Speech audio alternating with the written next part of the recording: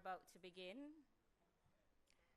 Honorable Delroy Chuck, Minister of Justice, Mrs. Grayson Stewart McFarlane, Permanent Secretary within the Ministry of Justice, Miss Kayla Sewell Mills, Chief Technical Director within the Ministry of Justice, Miss Sasha Ibanks, Coordinator Acting for the Restorative Justice Program, Mr. Royden Hall, Trainer and Parish Officer within the Restorative Justice Program, Honorable Mrs. Marcia Bennett, Custos Votulorum for the Parish of St. Thomas,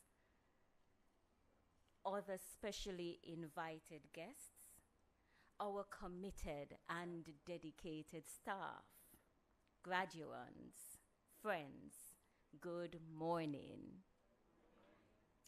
Since the inception of this dynamic program, Restorative Justice within Jamaica, we've been graced with a cadre of facilitators with a reservoir of professional experiences, a wealth of broad knowledge base, and an undaunted drive for the practice and process of restorative justice.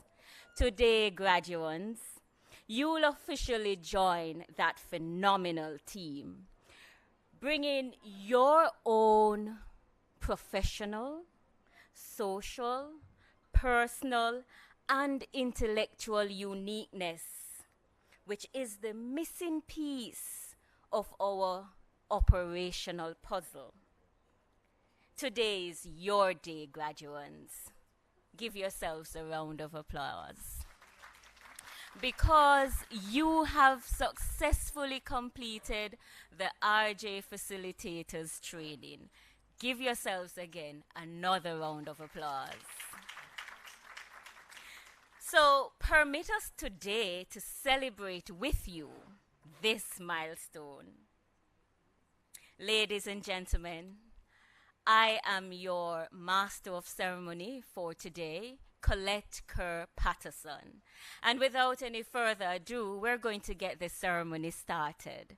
And we'll stand together as we'll have the national anthem played. You'll stand at attention.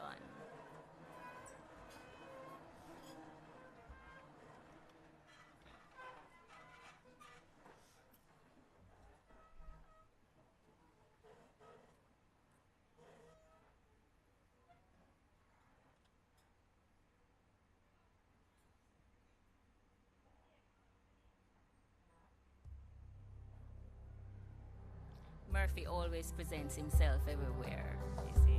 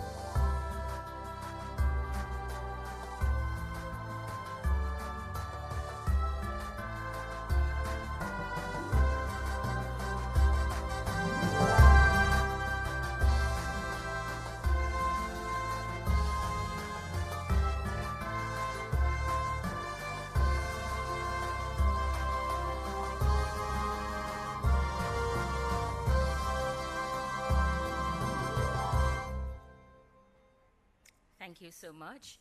You'll remain standing as we invite Pastor Royton McLaren, a graduate of the program, who will be facilitating from the Spanish Town Restorative Justice Center. He'll offer prayers.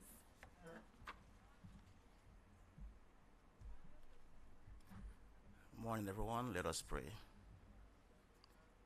Father, most Almighty God in heaven, this morning we give you thanks, Lord, for this another day. A day, God, we give you thanks for the way you blessed us from morning until now. We give you thanks, Lord, for journeying mercies to be here.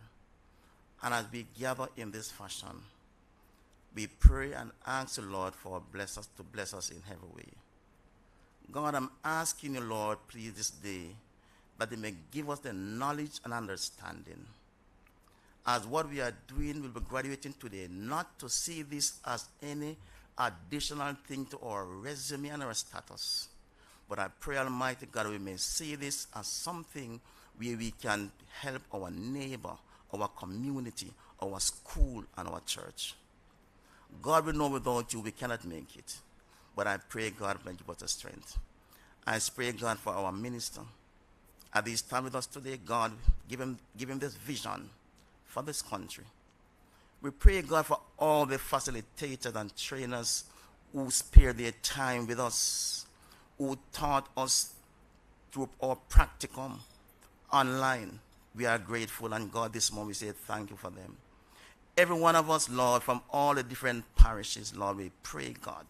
But God, give us the knowledge and the understanding that what we are doing, what we commit ourselves to, is for the betterment of our country.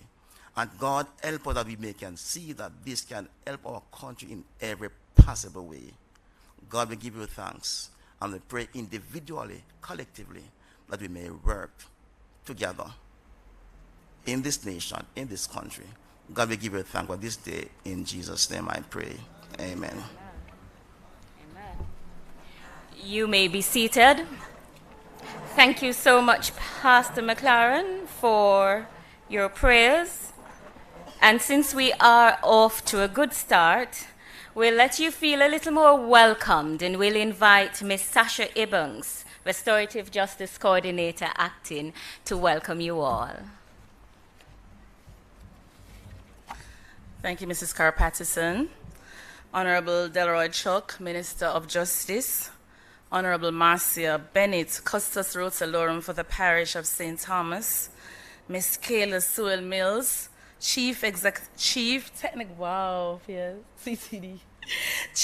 Technical Director in the Ministry of Justice, trainers of the Restorative Justice Program, staff of the Ministry of Justice Restorative Justice Program, and to you, our graduating class of training 2022, a warm welcome to you.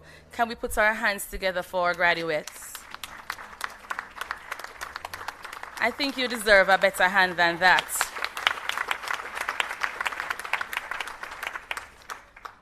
I welcome you with the scriptures taken from Ecclesiastes 4, reading from verse 9 to 12, and it reads, "Two are better than one.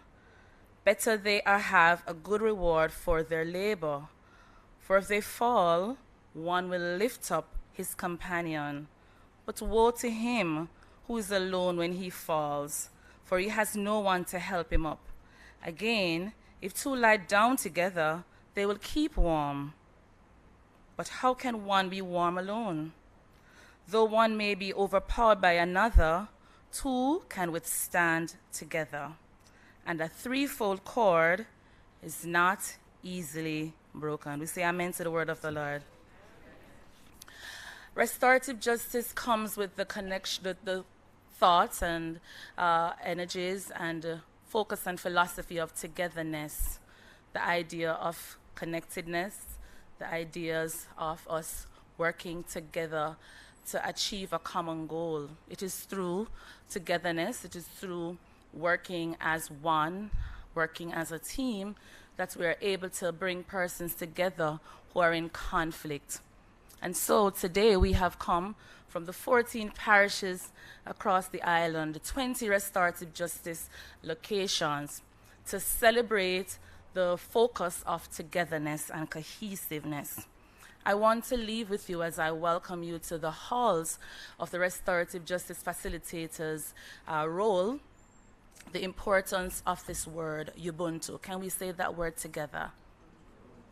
Again, Ubuntu.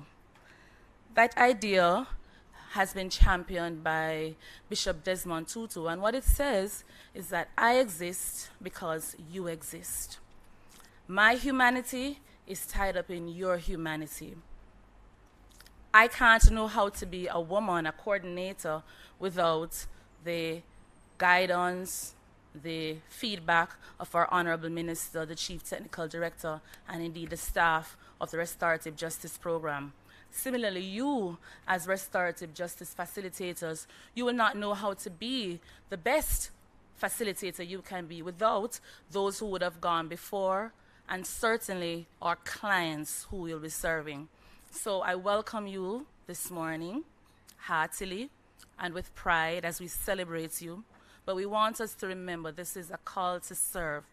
We are here in the service of our fellow citizens. So I leave with you this word: one love, one heart. Let's Get together. and Feel all right. welcome. Thank you so much, Miss Evans, for that warm welcome. At this time, we will take remarks from Mr. Roydon Hall, JP, Trainer and Restorative Justice Officer, Tower Hill Restorative Justice Center.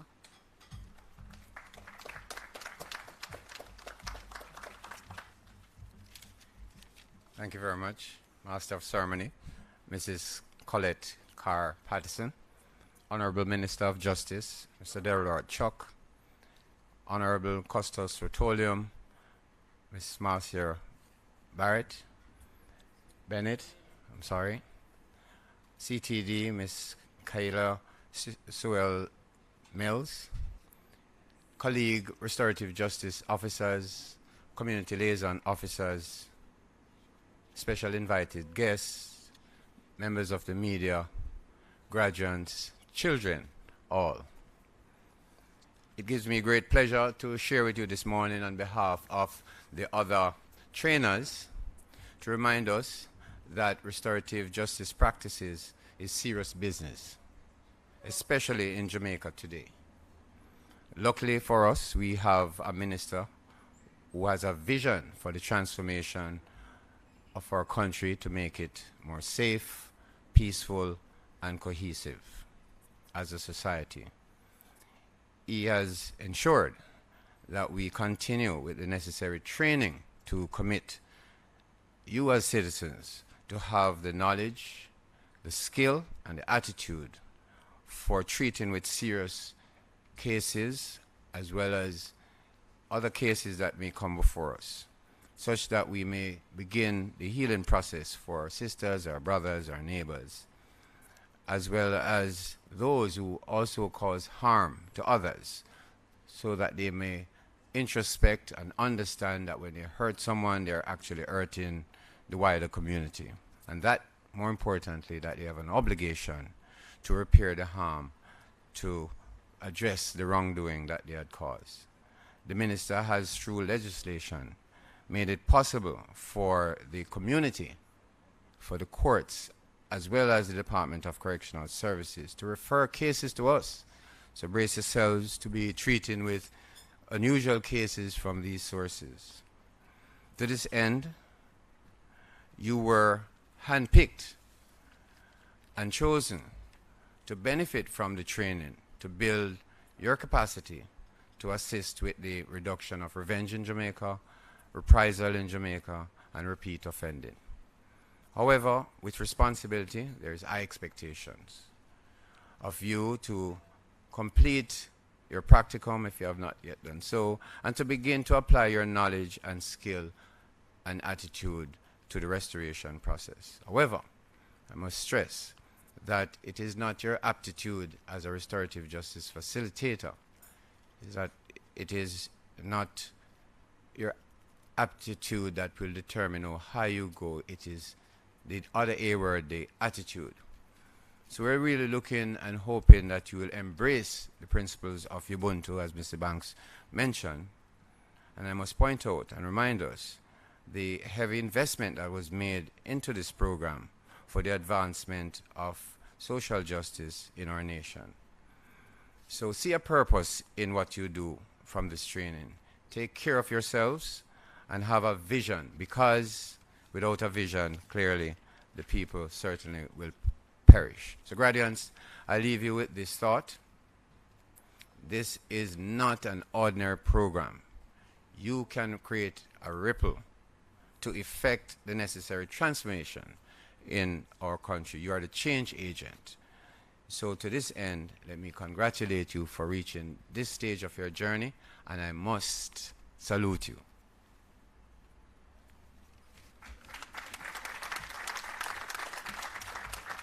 Thank you so much, Mr. Hall. Coincidentally, we are celebrating our RJ week this week, and the theme under which we're celebrating is, anybody knows? All right, I heard this table first saying everyone has to say the RJ way, and then I heard this table saying the other part of it, which really was the first part. So it's actually stories of restoration. Everyone has a say the RJ way. What that is saying is that RJ is all inclusive, and each of us needs restoration, don't? And each of us have stories of restoration. Yes? As we will be getting into testimonials, good? I'm reminded of this story because we tend to look at the Jamaican Rastaman at a very lower level, don't? Yes, and so I recall this story, yes, Sasha, because we are restorative, so no, we don't. Good? So I recall this story where the international poetry competition was down to 2. An Ivy League graduate and a Jamaican Rastaman. Stories, yes? Testimonials, good. So the announcer said that we'll give you, for your final piece, we'll give you 1 word, and you must make a poem from it. Good? So the Yale graduate was up first, and he went up, and quite naturally and quite expectedly, individuals would look to him for some great poetry. Good? So he went up. Trekked across the desert sands, traveled a lonely caravan, men on camel 2 by 2s, destination Timbuktu. That was actually the word, yes? So, you know Jamaicans, we're quite humble, we're quite creative, yes? So, Rastaman go up. Me and Tim a hunting went. Buck up some girls in a tent. Them was 3. But we was 2. So I book 1 and team book 2. Stories of restoration. Ladies and gentlemen, we'll have our testimonials now, and we'll invite Mr. Oswald Leon, Facilitator's experience, and he's our graduate from the St. Andrew Justice Center. A round of applause.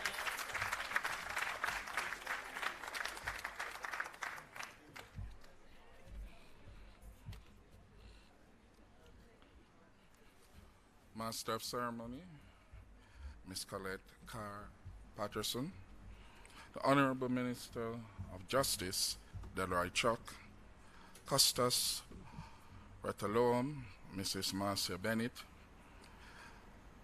Permanent Secretary, Mrs. Grace and Stuart McFarlane, Chief Technical Director, Miss Kalia Sewell Mills, Restorative Justice Coordinator, Miss Sasha Ibanks, Trainer, Mr. Roydon, all other invited guests, the media, fellow graduates, good morning. It is indeed a pleasure when I was called upon to give this testimonial. I have been part of many courses, and I have enjoyed them. But this restorative justice has put me in a different line, a different light, a different way, and it gives me hope that change is within our grasp as a people. And not just change within our grasp, but it gives me the opportunity to move from the sidelines in getting involved and being part of the solution, instead of the usual stereotype of complaining and criticizing and sitting on the sidelines, and hoping that there is some better life overseas. 3 months have passed since my last class ended in restorative justice. Currently, I'm in the process of completing my 321 practicum. At the start of this course, I thought to myself that 9 weeks were pretty long for a course, and notwithstanding the 2 days per week, 10 to 2. Truth be told, I made the time and effort to attend the sessions, but the first class, What is Restorative Justice? Our facilitators were Mr. Shauna Smith and Mr. Varaldo Barnett. To be honest, my only concern at the time was, please, I don't want to be bored or to preach to. Indeed, my prayers were answered. Their facilitation skills were just a foretaste of what would be the staple of our engagement. Their level of professionalism was excellent. We were so engrossed in the session, and the time went by very fast. We had fun. My interest was set in motion. So too, my knowledge was heightened, and my mind was placed on a journey of discovery and possibilities. After all this excitement and intrigue, I was still a bit timid and thought, though playing it cool, the reality was I had a lot on my plate at that time. I was so engaged at that time. But there was something in me that said, continue on this course, continue. These other commitments pose a challenge, a real challenge to my participation in the course. But with God's help, I was able to navigate the challenges successfully. The ensuing classes were no less than the first, and they did not disappoint. The structure, organization, and mode of delivery, and methods of engagement, not to mention the use and choice of the videos used in the session, especially the TED Talk videos, provided the kind of context and hands-on approach and just lent itself to real learning. This was strengthened by the fact that the content of the course and its subsequent implications as a mechanism of empowerment gave us the promise that the solution to one of our nation's most vexing problems, crime and violence, is within our grasp, and this gave an added impetus. I must confess that when I logged in Zoom the first day and saw more than 100 participants, I felt a bit overwhelmed. The reason being, I am more on the reserved side and feel more comfortable with smaller groups. But something happened. Despite such a large crowd, I started to experience a level of comfort, mutual trust, and a feeling that this is where I belong. I am not the outspoken type in class. Actually, I spoke only twice during the class. But what I found interesting about my fellow batchmates, even though we are from a wide cross-section of the society, from different professions, religious convictions, lived experiences, communities, and much more, all this did not matter. We saw ourselves as one community who have realized that this restorative justice course is a clarion call to action, seeing that we are all in the same boat, and that boat is Jamaica, land we love. Our classes were truly time of experiential learning.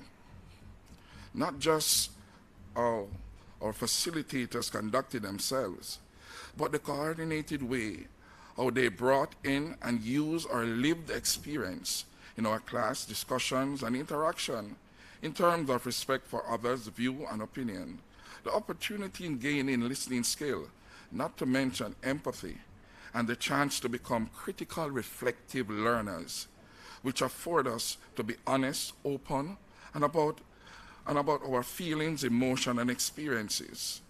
In-class discussion have shown me how to engage with others in good intellectual discussion and how a single situation can be approached and analyzed from a variety of angles. Now that we are empowered through this restorative justice course, let us remember the immortal words of our first national hero, Marcus Messiah Garvey. Up you mighty race, accomplish what you will. It is time to put our learning to work and accomplish what we will. Blessings.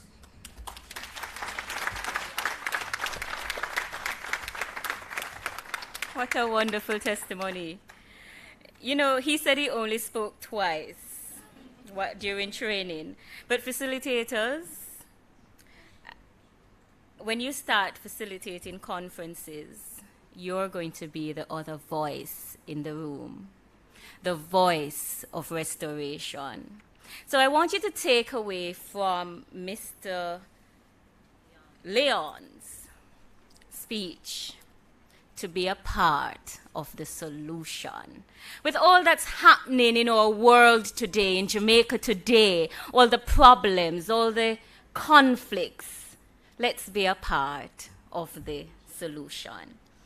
So this person who's coming up next, if there's anyone who's passionate about restorative justice, it has to be this individual. And it's a good thing. And yes, quite fitting, the applauses. So let's round it up.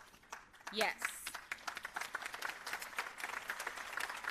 Thank you. And that passion ripples and it filters down to us as employees, as officers, restorative justice officers, community liaison officers, or facilitators, or even our stakeholders get a little bit of the energy too. I remember when he toured St. Elizabeth from Thursday until Sunday, right, Minister? By the Monday morning, I could not get out of bed, hardly get out of bed. And by Monday evening and later during that week, I saw Minister in other engagements. And I'm wondering, how does he get that energy when I'm dropping down? And he was just ready to go on all those parish tours. And I looked at it and I said, well, if my minister can be this passionate about restorative justice, why shouldn't I be? Ladies and gentlemen, here to give us the remarks, the Honorable Minister, Delroy Chuck.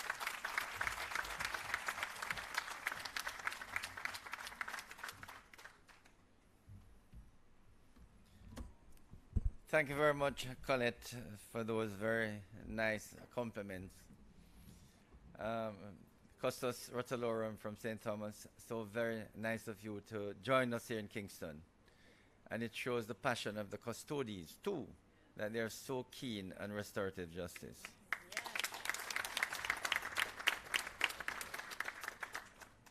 Chief Technical Director, Ms. Suel Mills, Coordinator here at the Ministry of Justice, Ms. Sasha Banks, and Mr. Royden Hall, who many of you know very well, but he's the first person who took me around RJ centers, you know. And when I wanted to speak about RJ a couple of years ago at the Theological College, he's the man who I took there to explain what RJ was. I was just getting to know what RJ was all about. But since then, I've read quite a bit. Although I've not gone through the training that you have gone through, I have read a lot about RJ and realized the significance and importance of the practice that is so needed here in Jamaica. Let me welcome all of you. I know many of you have been traveling all morning, and I knew that I would be here for about lunch. I thought I would be here for lunch, and I insisted that we must have a sumptuous lunch. Regrettably, I won't be able to join you for lunch because at midday I have a meeting at Jamaica House on the road safety. You know, this is topical news now. So the Prime Minister summoned me to be at Jamaica House at midday. And then at 3 o'clock, I have the National Council on Justice, where sometimes we meet with the Chief Justice and the other parish court judges and urge them to use ADR, which includes restorative justice. Let me congratulate all 147 of you who completed. A few dropped out, could not take on the 9 weeks, Mr. Leon, but you all endured. And I think all of you are much better for it. I have absolutely no doubt that you learned a lot, and it will make a difference, not only in your lives, but I certainly hope you will utilize the information to make a difference in other people's lives. The Ministry of Justice will be dependent on you to be the apostles, the missionaries of this alternative dispute resolution. We have a tool, a process that works. And I know it works because there are so many testimonials. And sometime I'm going to ask you, as you know of these testimonials, to put them either in audio or in writing, because at some time in the future, we need to put booklets together as to the success of this fantastic program. I think it's important that stories of success, stories of restoration, stories of RJ should filter across Jamaica. And there are so many stories. And that is why during RJ Week, we try to get the officers to be in radio, to go to church services, and to give indication of how successful this program has been. I recall last year when a bishop giving his testimonial at a church service to begin Restorative Justice Week. And he spoke how RJ changed his life. It's something I repeat quite a few times. He actually went up on at the Baptist church on the boulevard and indicate how he and his family were not talking. And after they went through restorative justice circles, not only is he and his son and the rest of the family talking, but the son called him 2-3 times per day. And he says he is a good subject to preach about restorative justice. And that, to my mind, was a story that I repeat.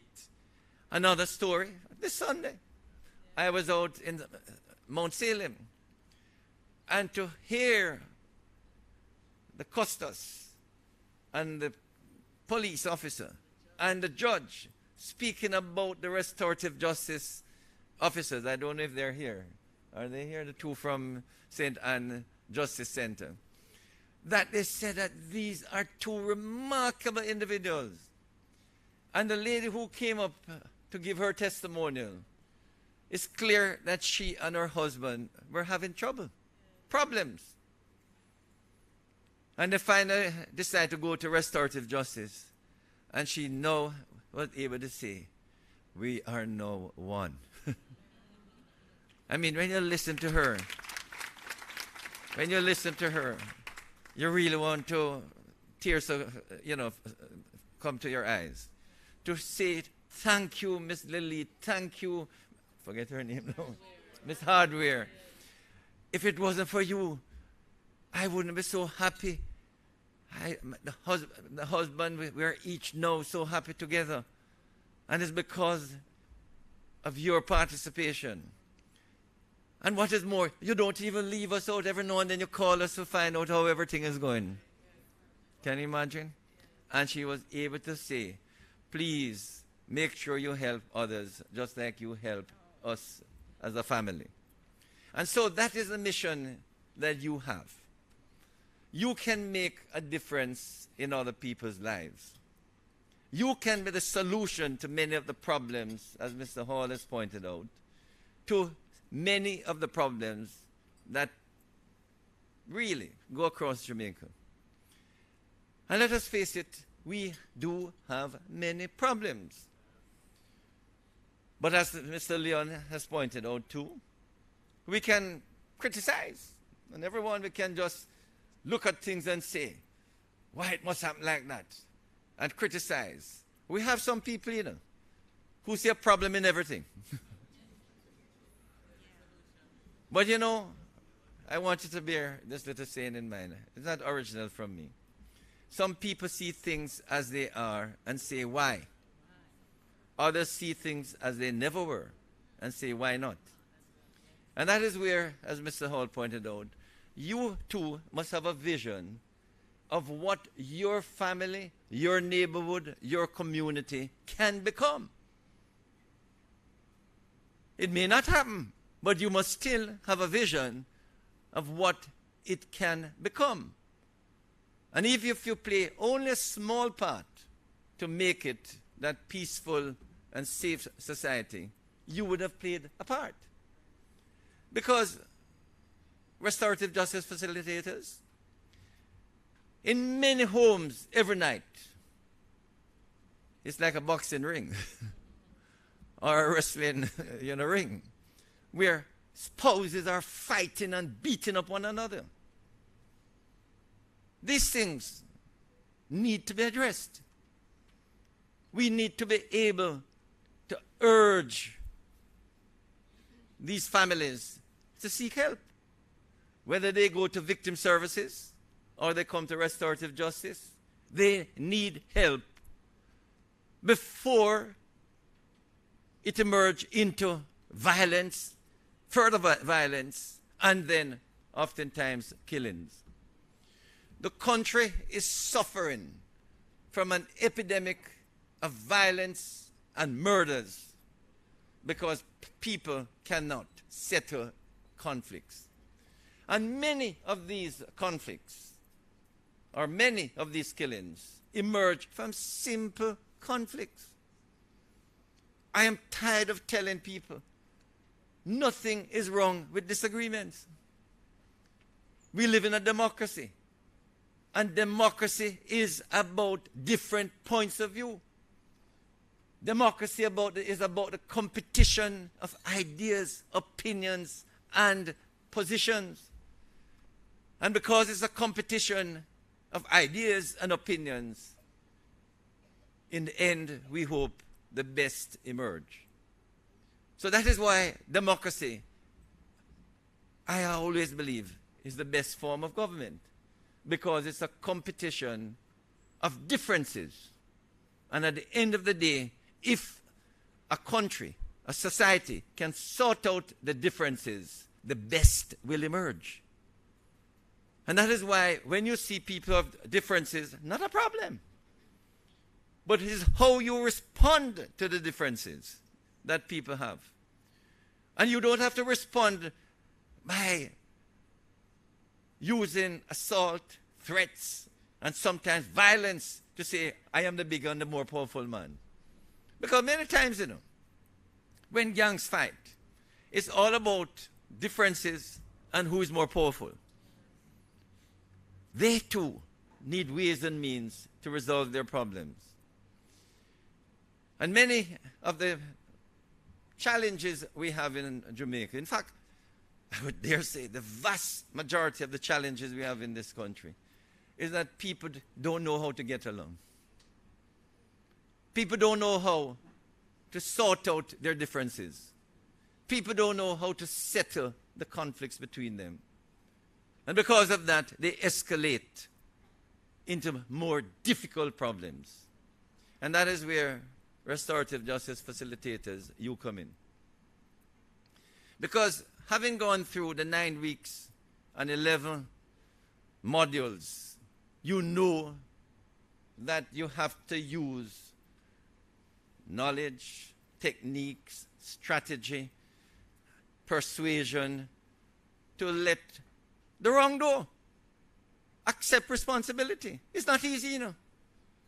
In Jamaica, the going is not my fault. It's always not my fault. It wasn't me. Very few people take responsibility. Always. It wasn't me. And so the challenge of getting wrongdoers to admit to their wrongdoing, to apologize for their wrongdoing, is not easy. Even when people are wrong, they will say, you people misinterpret. Always misinterpret.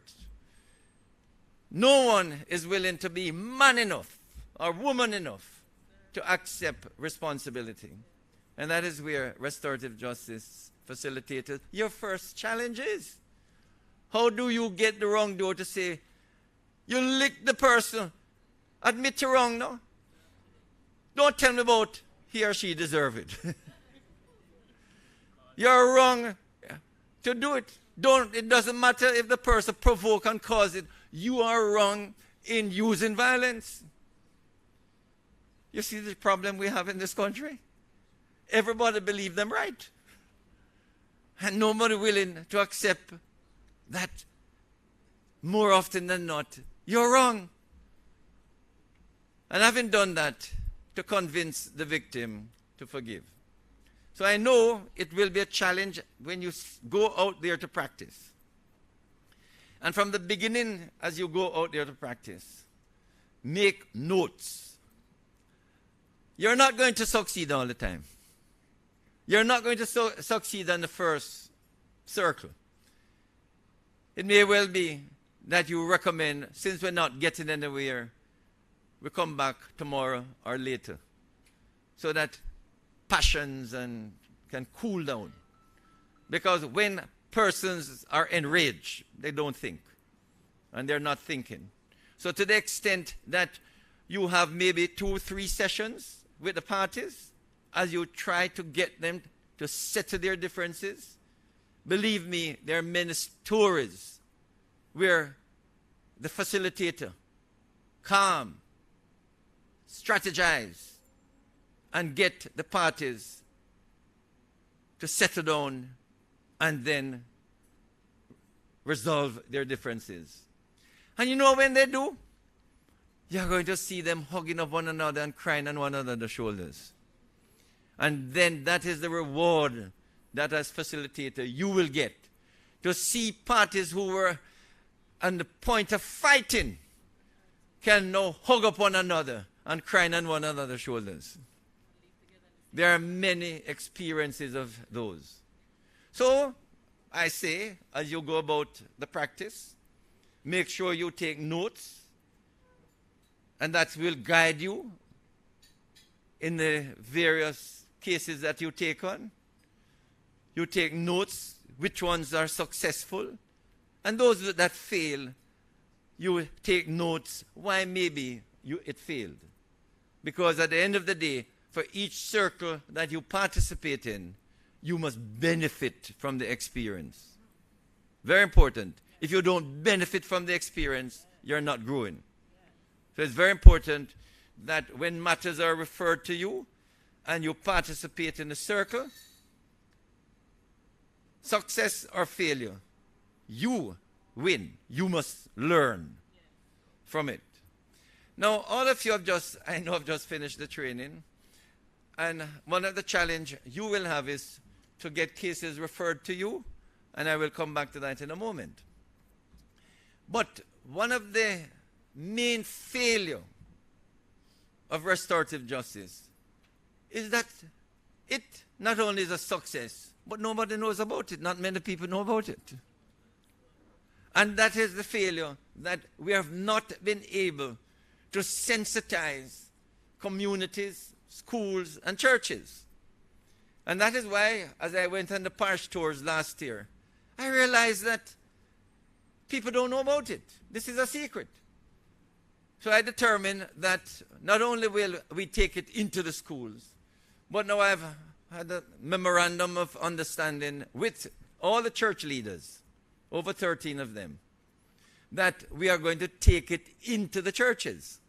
Now, for us to take it into the churches, we need facilitators to engage in 2-day program with an average of 25 persons in each church. We have over 4,000 churches, you know. And what has happened, the experience so far, when we take it to one church and we sensitize 25 persons, they want you to come back to do another 25. So the truth is that we are trying to make sure we do as many churches as possible. And so far, regrettably, we have only trained 64 persons to participate in the 2-day. So I'm going to invite all of you in the 4-day training. In the 4-day training. So I'm going to invite all of you to sign up to go further in a 4-day training. And that 4-day training is for you to be able to conduct 2-day training. In other words, the 2-day training is when you go with the church, the 25 or so average. We don't want more than about 25. Averaging 25, 20 to 30. So when you go to the church, you can sensitize the congregation about restorative justice. And the same when you go to the PTA or the school, teachers, senior students, and parents will be sensitized. And that's just the beginning.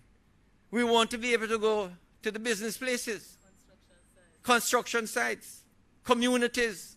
I will be asking MPs to invite you people to get, to come and speak about restorative justice and to conduct restorative justice to many of the delegates of the political parties. Take it from me, they need restorative justice bad. Fine.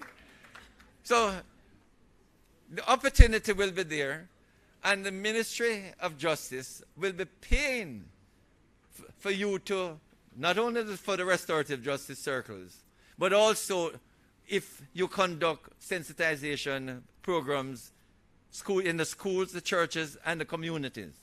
All of it will be managed from the Ministry of Justice. I can tell you, this year I got a good amount of money from the Minister Clark. We haven't even spent 10% of it as yet. And I would like to see that money go in hundreds of millions. I don't think we spent 20 million of it. And he gave us 80 million. And the truth of the matter is that the program is just starting out, not only restorative justice, but mediation. We want to push it hard, because if we can get quarreling, fighting people settling their difference, it will prevent a lot of criminality, a lot of crimes. And we are now spending in excess of 400 million for legal aid fees. I would like to cut that in half and shift it back to people settling their conflicts.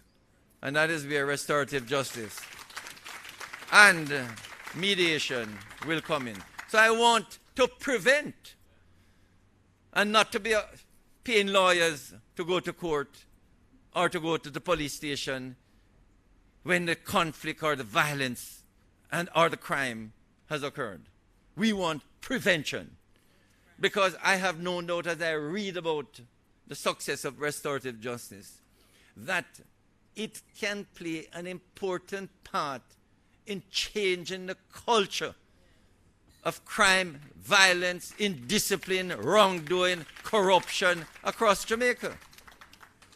And that is why we want more persons of the 147 of you to be trained in this 4-day program, because we want to take it into the schools, the churches, and the communities, so they all know about it. And that will help those persons to identify wrongdoing, abuses, and those persons can be encouraged to come to the facilitators in order to have the circle and resolve the problem. But at the moment, the real challenge The real concern is that more cases are not being referred to the restorative justice centers. In other words, we would want all of those cases of conflicts or potential conflict in the communities to be referred to the restorative justice centers so that the wrongdoing can be healed, so that parties can settle their differences and avoid the crime and violence which so often emerge from these conflicts. And that is why we want to be able to sensitize as many communities as possible to know that you can get help. Help is available. Come to the restorative justice centers. See how a person trained in resolving conflicts can give assistance. And so, as missionaries out there in the field across Jamaica, I will be behind you to encourage you and to let Jamaica know that we have a program, we have a tool that can solve many of Jamaica's problems. But we need the people who are in abusive relationship, people who are engaged in wrongdoing, to come and seek help. And that is what we will be out there, not only preaching, but inviting persons to come and get the help. So I want to thank all of you who have offered yourself to this program. I hope you will remain with the program. See how well you can participate in the program. Keep in touch with the restorative justice centers, the justice centers. Make sure you're available when called upon. Be willing and eager to assist once you're called upon for assistance, because having assisted you in going through the training, we are going to be dependent on you to assist us in getting things right and correct in communities. So please, open your mind to what Jamaica can become. Jamaica can become a peaceful place. I have said it many times.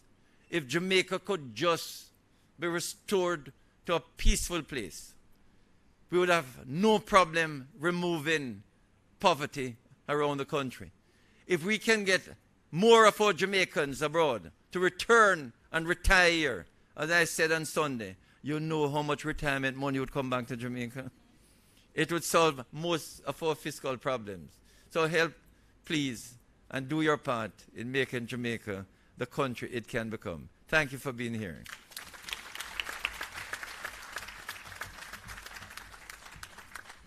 Thank you so much, Minister. I apologize, I have to run. We understand. Thank you.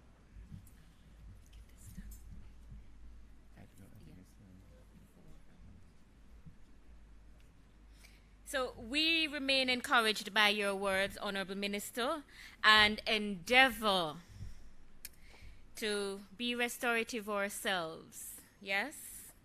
And to, in our own facilitation, in our own general practice, and in our own facilitation skills, to be restorative ourselves so that those skills can actually be improved. So at this time, I know you have been waiting, graduates. You would have completed your 9 weeks of training, Mr. Leon. Yes, and now you want to have that little piece of paper in your hand, don't? That says Restorative Justice Facilitator. I know I wanted to have that piece of paper when I was in training, and that was last year. So we're going to be inviting my colleagues, and we are going to be presenting the certificates at this time.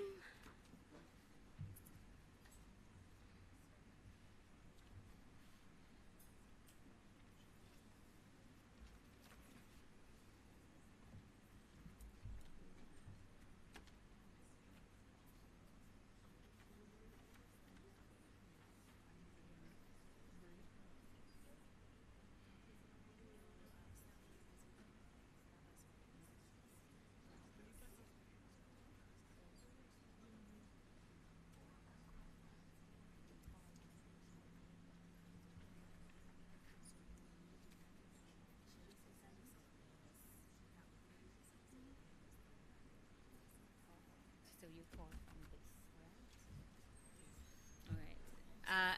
At this time, we're going to be inviting our Chief Technical Director, Miss Kayla Sowell Mills, and she will be presenting the certificates to our graduates.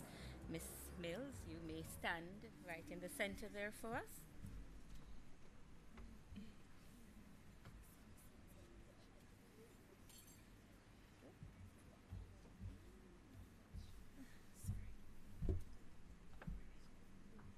All right. You can call from this side.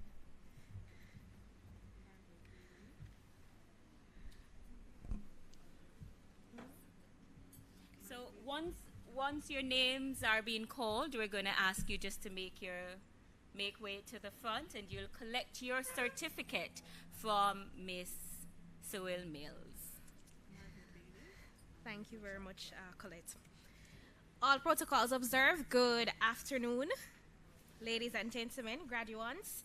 All right, so we'll start off with Augustone Restorative Justice Center. What I'll ask you to do is we will save our applause for the end of all recipients for each center. So I'll let you know at the correct moment to applaud your colleagues. Marvia Bailey.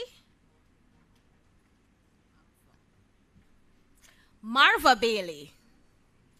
Not here. All right. Richard Clark.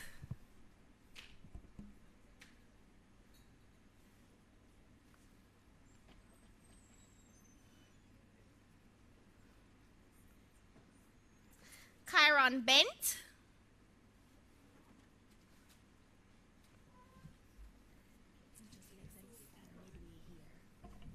I can help.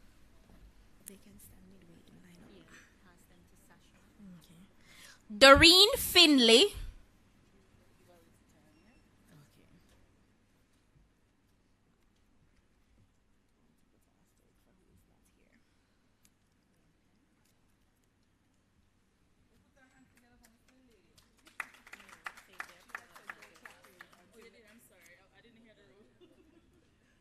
That's okay. Jacqueline Malcolm Johnson.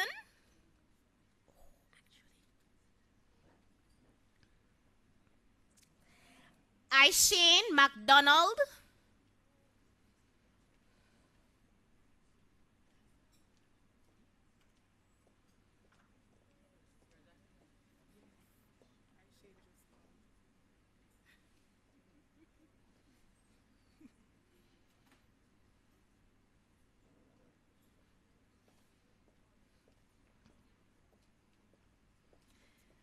Andrea Morris Coleman.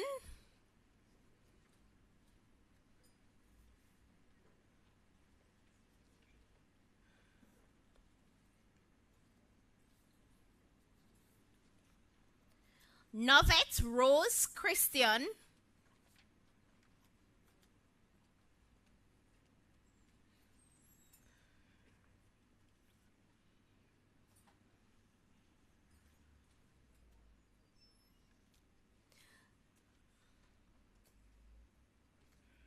Natalie Thompson.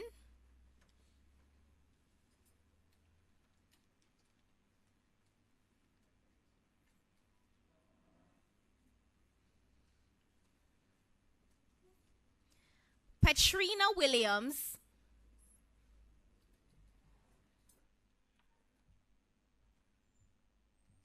And Cristobal Wright.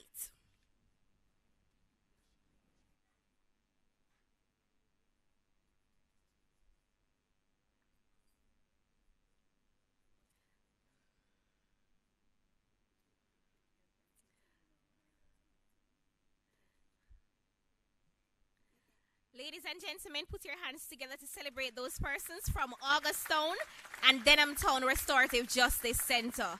Thank you so very much, Acting Chief Technical Director, Ms. Kayla Sewell Mills.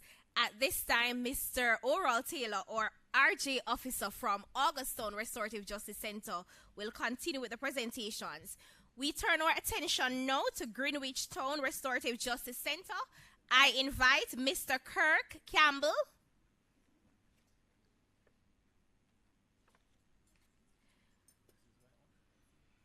Mr. Roger Harrison.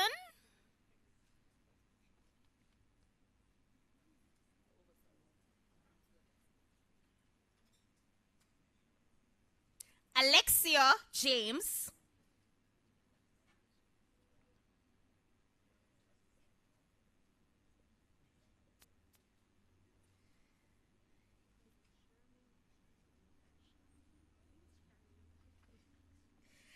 Charmaine Lindsay.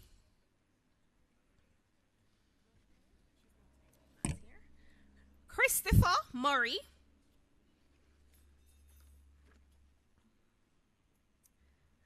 Cecile Walker. Paul Williamson.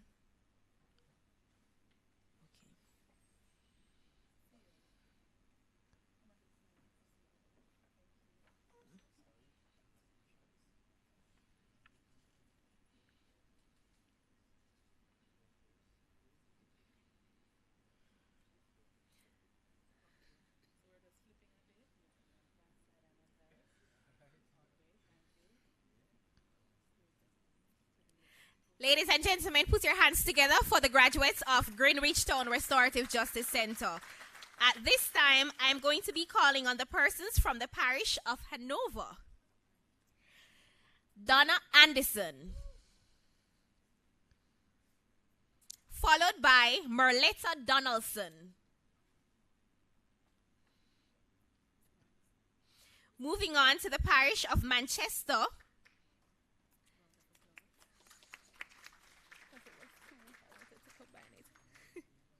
Cavion Allen.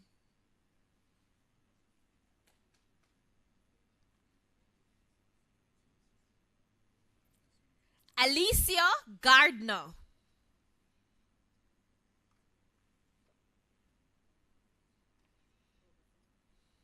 Miss Stacia Greenwright.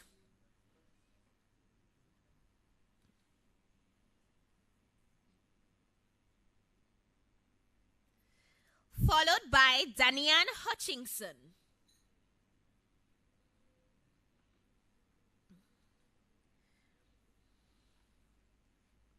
Restorative Justice Officer for the parish of Portland, Mr. Dowell Williams, to continue our presentations.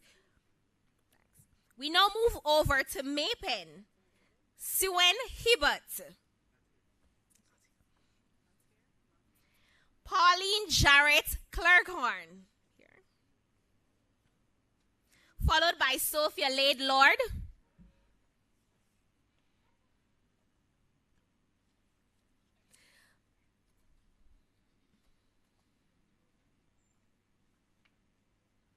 Miss Sasha Manning.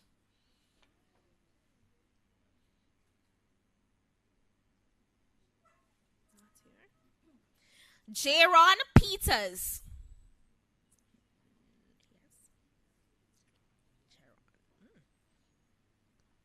William Smiley.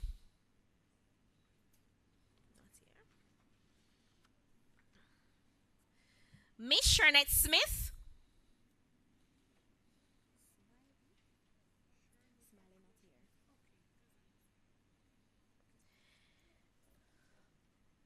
Sonia Thomas.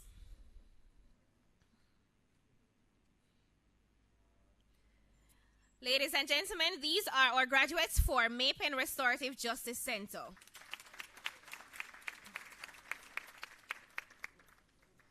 We shift our focus now to Pembroke Hall. Oh, my apologies, Sonia Wolf, also for Maypen Restorative Justice Center. Thank you so much.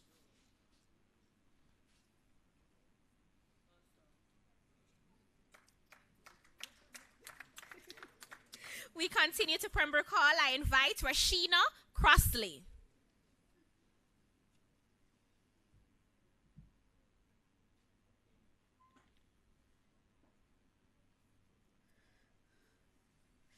Followed by Miss Crossley, we have Bewlett Hunter.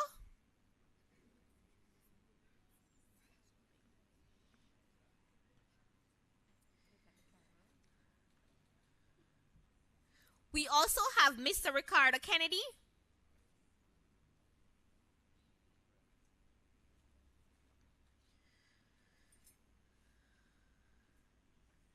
Violet Lewinson.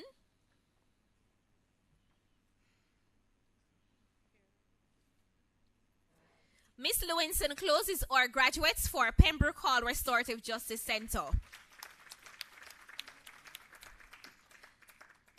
Thank you, Mr. Williams. I now invite our Restorative Justice Officer from the Greenridge Restorative Justice Center, Miss Sophia Ellis, to join us for presentation for the graduates from the Portland Justice Center.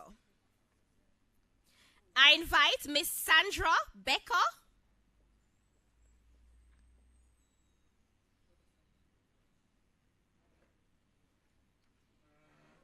Maureen Campbell,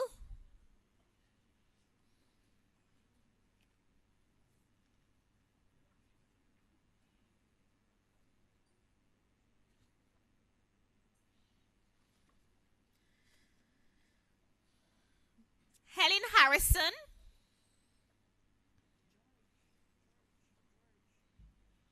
I'm not there yet, Letitia Martin,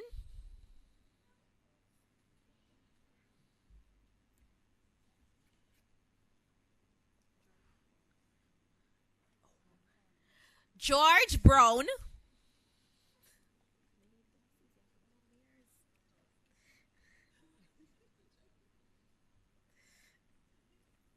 Chase Roberts,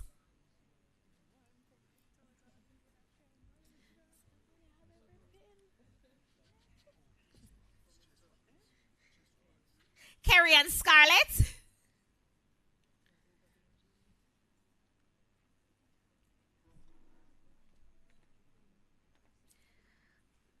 Nadine Simpson McLean,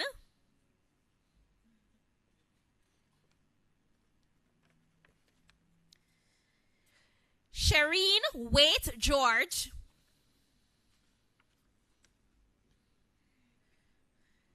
we close the parish of Portland with Jubian Wright.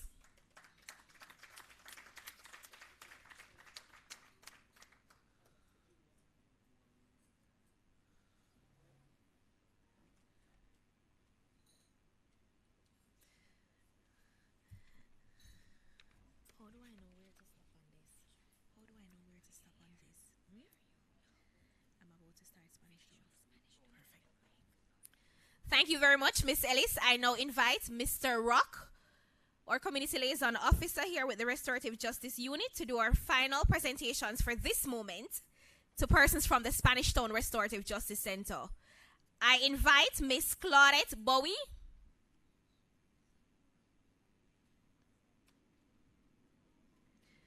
Miss Nordia Clark,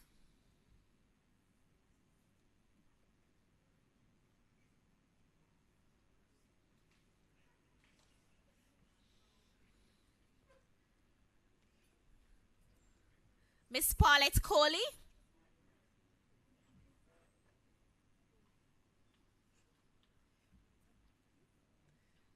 Miss Sheva Johnson Stewart,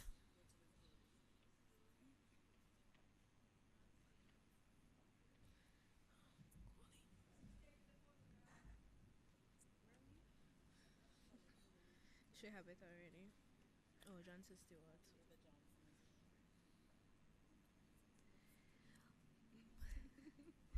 Shiva.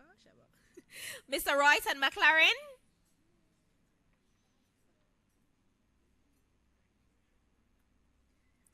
Miss Ashley Peart Brown, and closing for Spanish Town, I invite Miss Tessa White Dunkley. Ladies and gentlemen, this ends our first set of presentation for graduates for the Restorative Justice Training.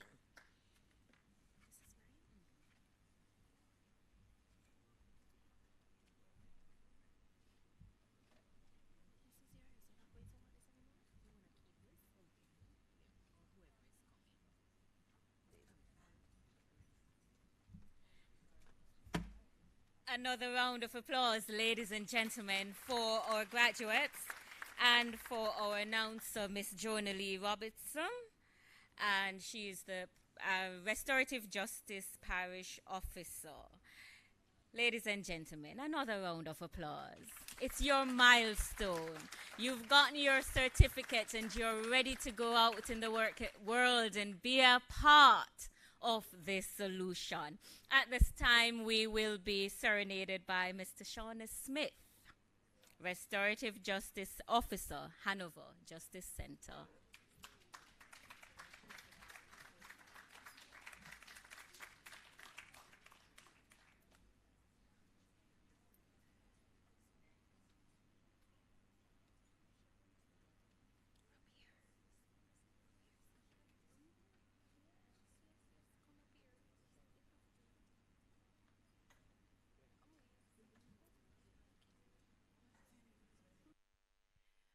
Afternoon, everybody.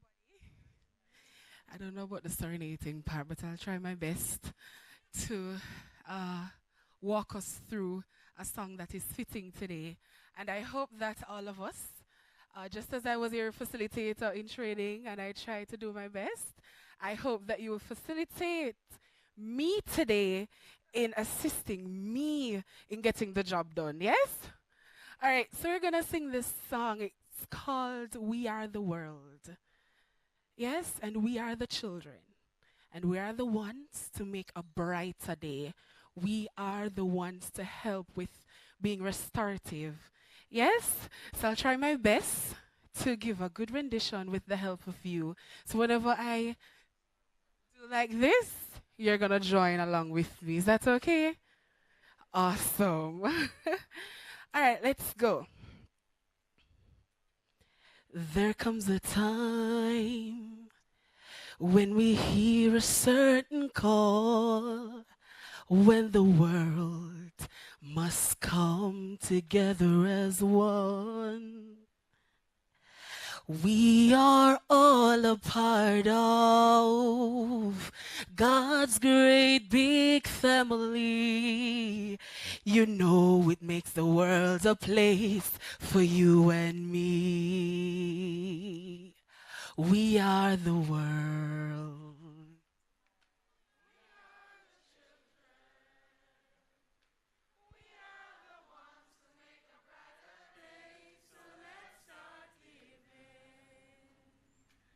There's a choice we're making, and it's saving our own lives. It's true, we'll make a brighter day. Oh, send them your heart, so they know what someone care. A place for you and me. We are all a part of God's great big family. So place for you and me. We are the world. We are the children. We are the ones to make a brighter day. So let's start living. There's a choice we're making, and it's changing our own life. It's true to make a brighter day, just you and me. We are the world. We are the children. We are the ones to make a brighter day. Oh, let's start giving. There's a choice. Oh, yes. Oh, just you and me. We are the world. We are the children. We are the one.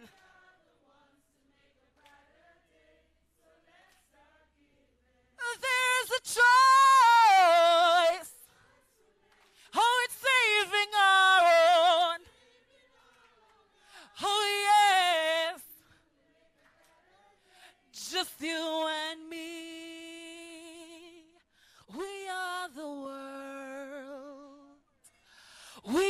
are the children. We are the ones to make a brighter day. So let's start giving. There's a choice we're making. It's saving our own life. That's true, it's make a brighter day. Just you and me.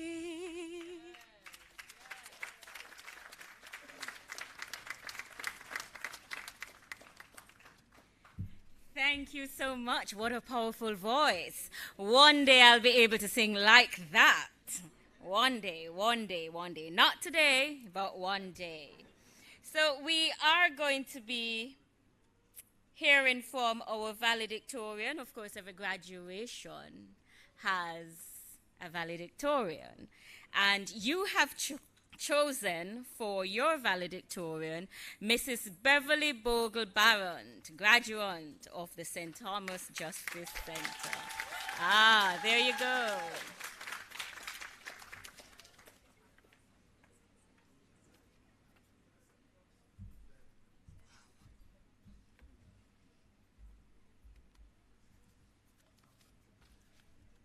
Honorable Master of Ceremonies, Honorable Custos Marcia Bennett, Custos Rotolorum St. Thomas,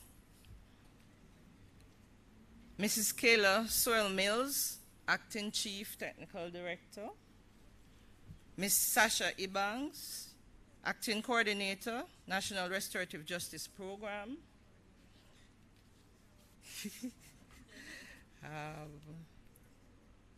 Mr. Roydan All, JP, Trainer and Restorative Justice Officer, Restorative Justice Unit Administration, our facilitators, graduating class of 2022,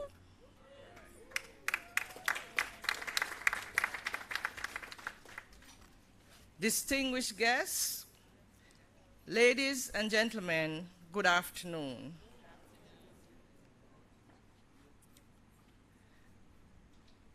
I consider this a privilege and an honor to stand before you this afternoon on this special occasion to deliver the valedictory speech on behalf of my colleague graduates here present, and for those who are unavoidably absent. I take this opportunity to congratulate all graduates for a job well done. Many of us will testify that there were numerous challenges along our journey, from being unable to join the launch of the training program on Thursday, August 4, because of Zoom account capacity issues, to internet connectivity issues, among other things, during the training, but we persevered. Yeah. On Tuesday, August 9th, 2022, over 150 of us successfully logged on to the training program via Zoom with much excitement, enthusiasm, and expectation. We all came from different parishes, backgrounds, mindsets, and worldviews to be trained and prepared as restorative justice facilitators. We had heard the term restorative justice, and some of us had even attended seminars, but here we were about to go into the meat of the matter of what restorative justice really entailed. So we eagerly embarked on a journey. In our very first lecture, we got a good understanding of what restorative justice is and what it is not, and who was being restored. We learned how to practice how the practice of restorative justice could help to change perspectives, impact lives, communities, and indeed the entire country. It was with this knowledge that all of us here today made a conscious decision to move full speed ahead into the unknown, and boy, what a journey it was. With our interest now stimulated, we were eager for all that was to come. We were introduced to areas of law relevant to our course, more specifically, the Law Reform Miscellaneous Amendment Restorative Justice Act 2016, which entrenched restorative justice into the criminal justice system. Our facilitator ensured that we had a good grasp of the concepts. How can we forget the module on communication and conflict management? Our eyes were opened to new concepts, and many of us realized then that we came up short in some areas. Right, colleagues? What resonated most was the concept of mindfulness, an attitude that is non-judgmental, curious, accepting, and kind, and all the other qualities that this concept exemplified. This practice, we are sure, will be present in all our everyday activities and interactions. As we delve further into the training and doing the module on working with victims and offenders, we were made aware that we needed to give a voice not only to the victim, but that for relationships to be successfully rebuilt, the offender also needed to be heard. This was further enhanced with the module which dealt with facilitating the restorative justice process. And it is here we got a better understanding of the use of circles in the restorative justice conferences. These are lessons we have incorporated into our everyday interactions. We will agree that how ethical standards and customer service best practices was presented, providing an avenue for us to be introspective and at the same time very expressive. For those invaluable lessons, we say thank you. The preparation process was not easy, and it was sometimes overwhelming and tedious for many of us. But we found consolation in the words of Chadwick Boseman, who said, "Whatever you choose as a career path, remember the struggles along the way are only meant to shape you for your purpose." We recognize that we were being prepared to be agents of transformation. We are here today to celebrate our accomplishments. We can confidently say that we have achieved our goal. Graduating with our certificates and requisite experience is worthy of celebration. It has been a wonderful professional and academic experience in the virtual classroom. Real-world lessons were taught and learned through the emotional experiences often shared by some of us during the 11 interesting and interactive modules. We are indeed grateful for those lessons. Determination, purposefulness, knowledge, and practical skills would not have been attained without the dedicated restorative justice program trainers. To you, our trainers, we say thanks for the months of nurturing, which had its challenges. Some of us had not been in a classroom setting for a while, and some of us were technologically challenged and had to find a way to make the adjustment. Yet you never complained. You were excellent facilitators.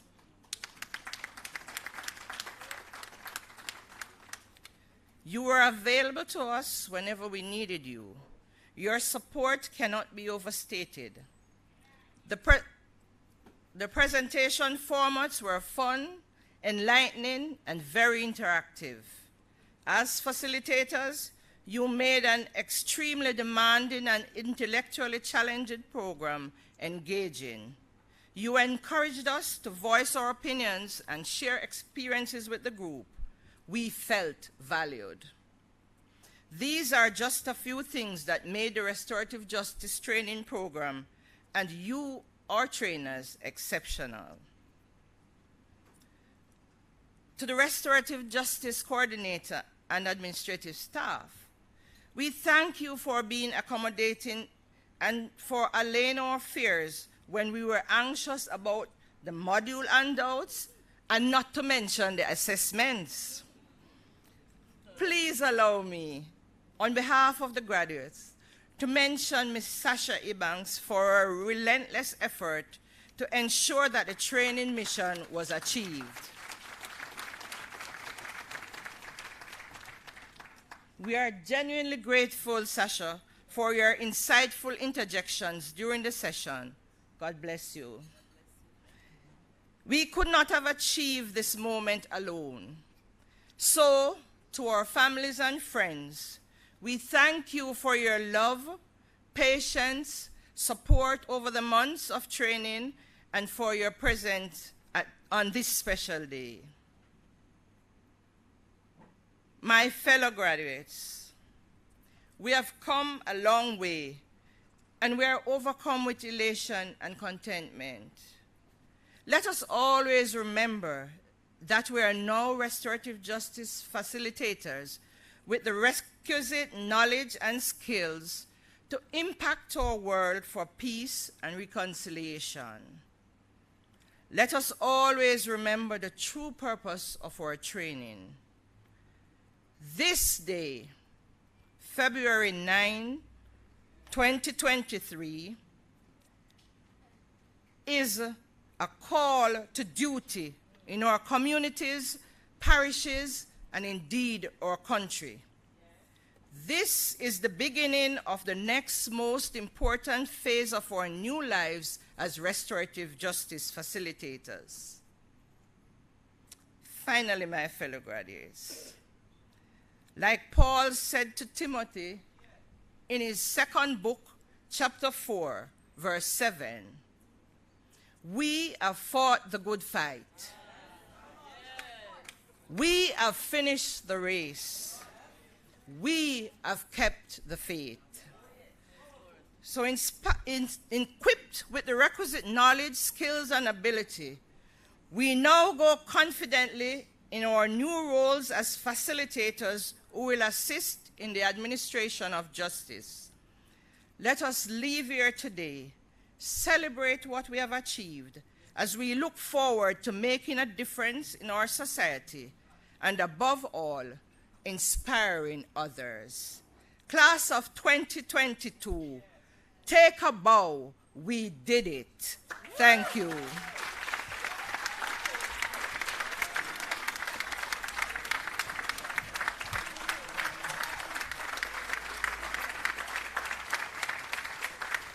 You indeed did it. Thank you so much. You may be seated. We will continue with our presentation of certificates as is on the program. And let me now invite Mrs. Jonah Lee Robertson, Restorative Justice Officer for the St. Andrew Justice Center, just to stand center for me, please.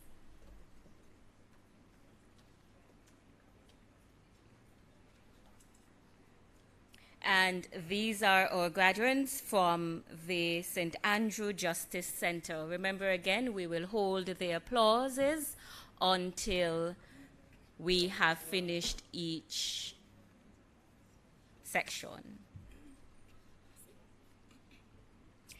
Hayan Bromley.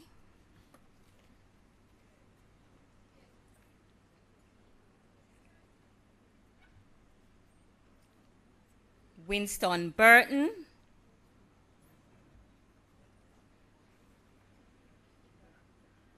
Followed by Damian Howell.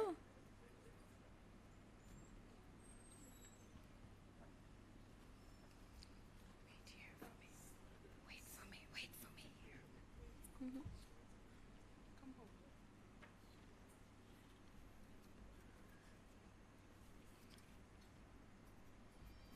Mikhail Hydol.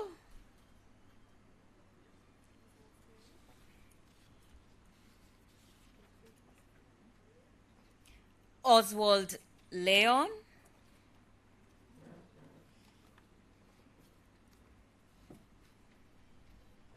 Up next, Tracion Nelson.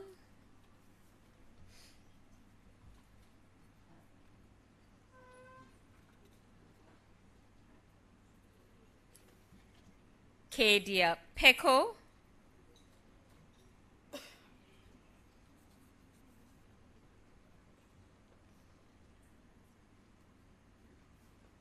Tanya Warmington.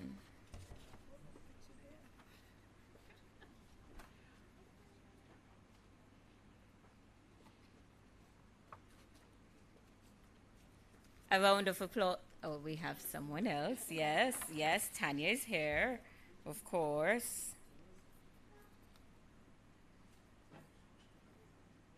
A round of applause. Remain for me, Mrs. Robertson. A round of applause, ladies and gentlemen, for our graduates of St. Andrew Justice Center. And so we have from St. Anne and St. Elizabeth. From St. Anne, Anne-Marie Morant James.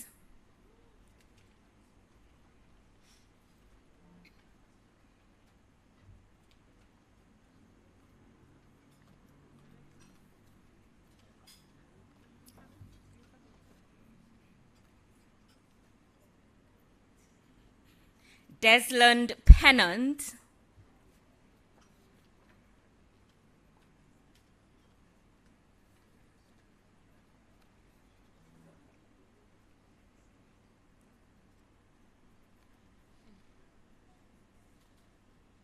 Lorna Morrison.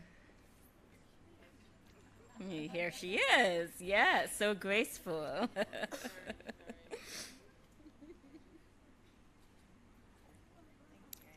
And from St. Elizabeth, my parish, Colin Cameron.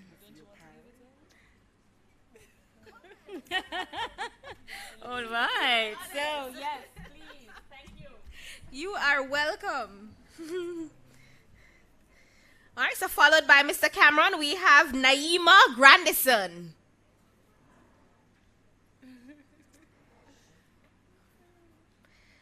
Daphne Jones Foster. Absent, okay. Miss Janet Linton. And closing our breadbasket parish, we have Raina Nemad Smith.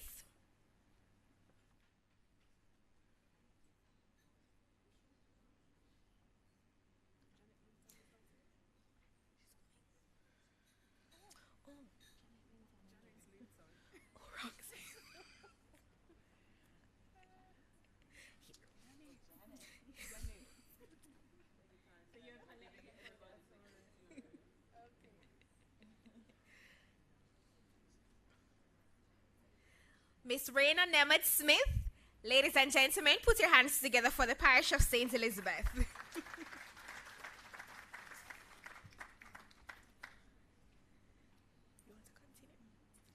All right, please continue, Miss Kerr Patterson. We move over to the parish of St. James. Oh, she's collecting.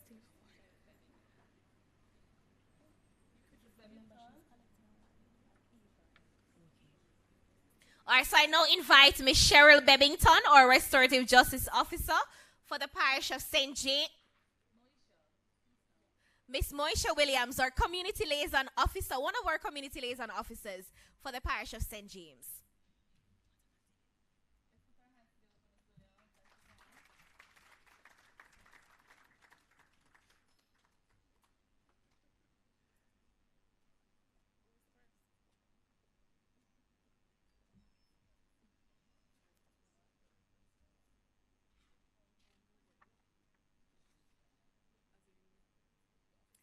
Cheryl Anderson.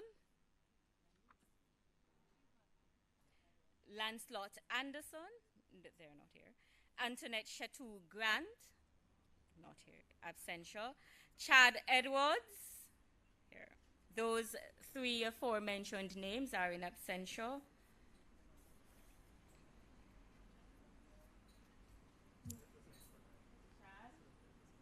Chad in absentia as well.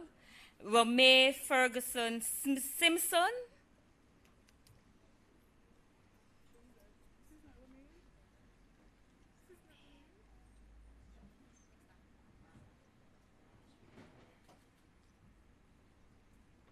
Zane Forrest. Zane. Pardon me. I do not want to massacre the names.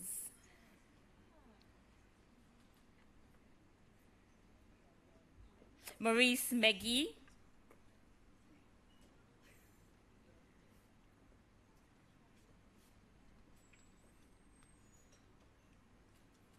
Charmaine Patrick Salmon. In absentia, Randolph Richards.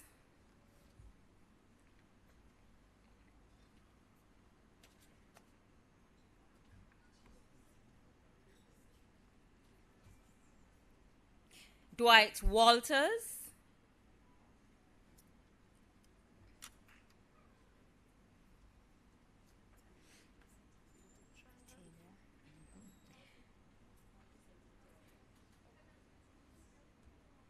Tanya Williams Salmon. Tanya. You're most welcome.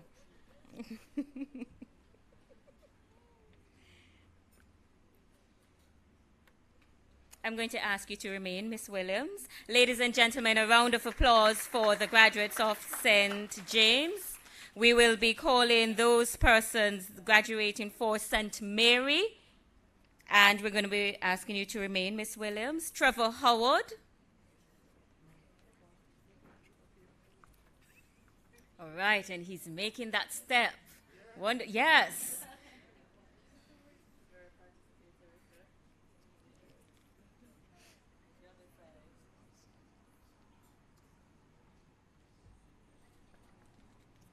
Michael Lay.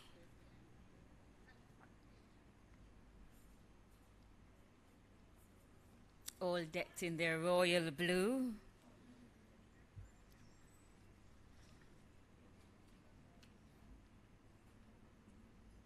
Denise Morrison.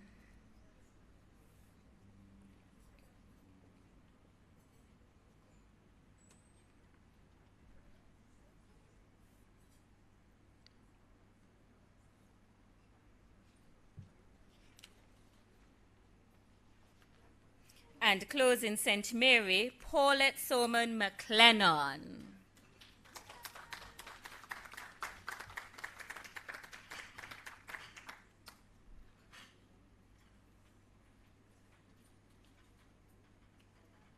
Thank you so much. A round of applause, ladies and gentlemen. Thank you, Miss Williams, for being there. And then we will have Miss Sasha Ibanks to present. And now we'll be taking those participants from St. Thomas, or those graduates rather, from St. Thomas. We have Carleen Affleck. In absentia, I was told. Sabrina Barnes.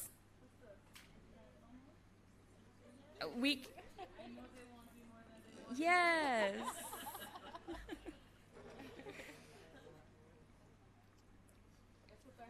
Yes. Custis Marcia Beck.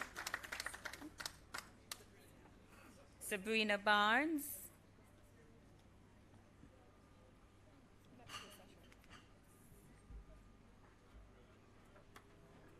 Beverly Bogle-Barrett.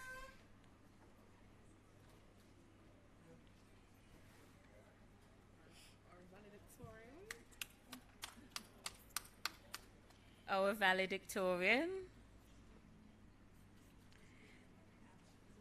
Dwayne Brown.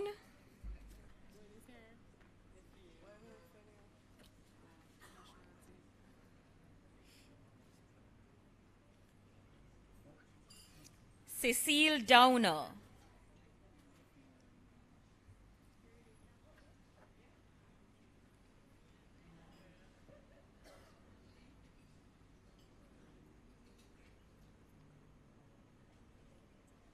Veronica Facey.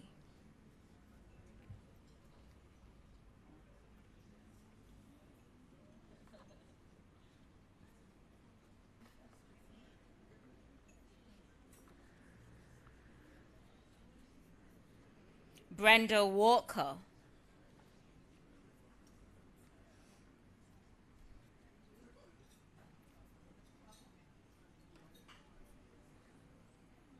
Adrian Young.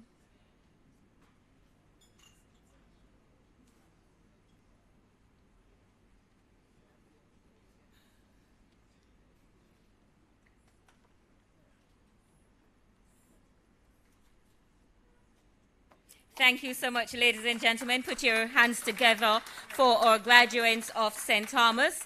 And now we'll have our graduates from Tivoli Gardens. I'm not sure if Sasha wants to do this one, or will, or she'll yield to the acting RGO. Okay. So Miss Evans will go ahead.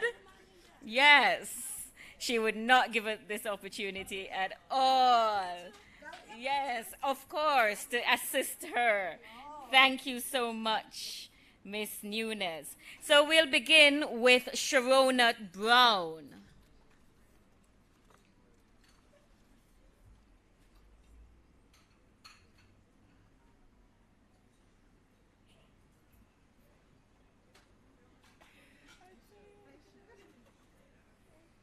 And then continue with Stokely Fagan.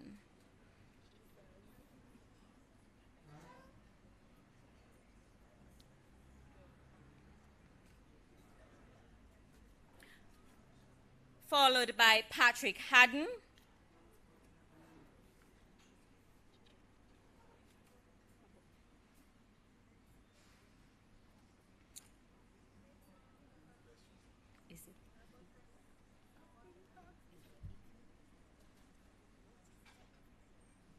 And then Obot Ite. I got it right. I did not massacre that one.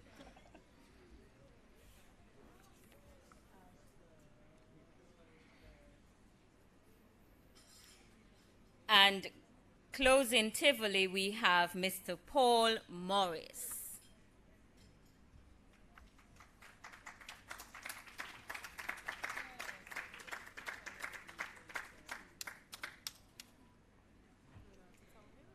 Thank you so much. A round of applause, ladies and gentlemen, for graduates from Tivoli Gardens. Oh, and then Mr. Royden Hall, your time's up, sir, for Tower Hill. Opening the presentations for Tower Hill, we have Akeem Edwards.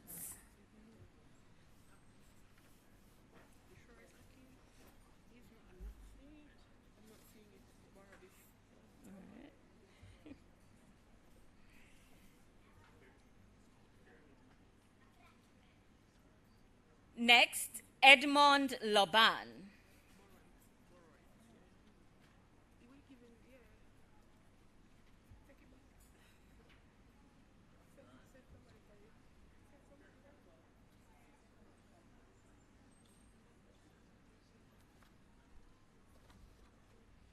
And then closing, we have Genevieve White.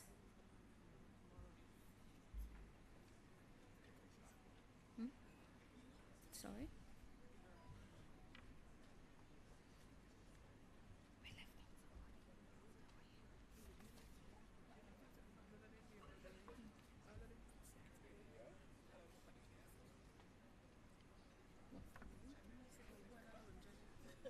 All right, Janet Affleck. Her name was called earlier. Yes. We apologize, Miss Affleck. So it's Janet. Yes. Oh, my apologies. Yes.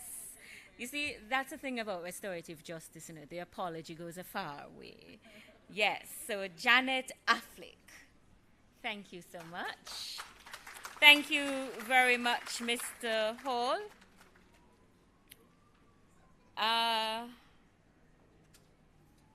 Can we invite now, has Miss Bebington returned? Yes, Cheryl Bebington. Miss Bebington is the Restorative Justice Officer for the St. James Justice Center, and she will be presenting to those graduates from Trelawney. Anisha Beckford Cross.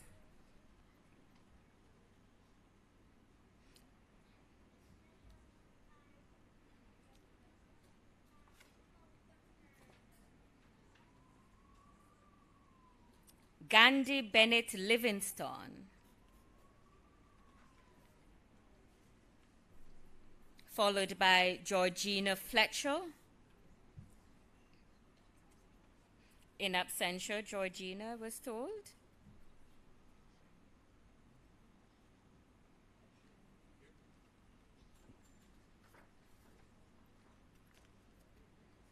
Winsome Harper.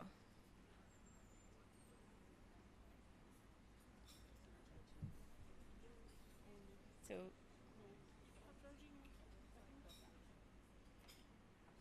Winsome Harper.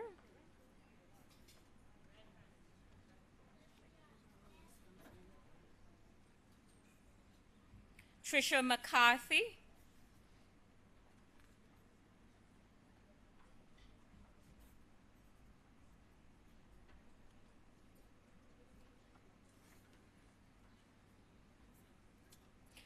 Garland MacDonald. Absent in absentia as well. Marshallie Ashmin.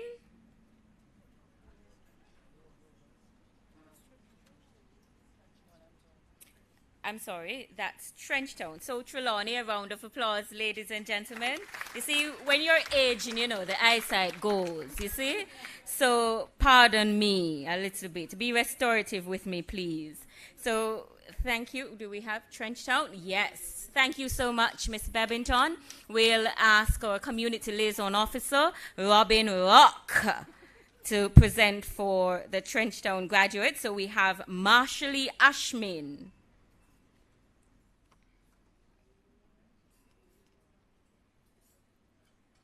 And rising, we'll have Grace Bailey.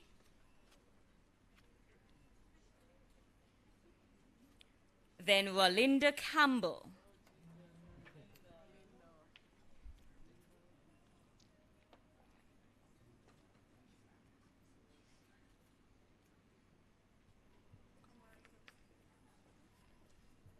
Kamar Jones.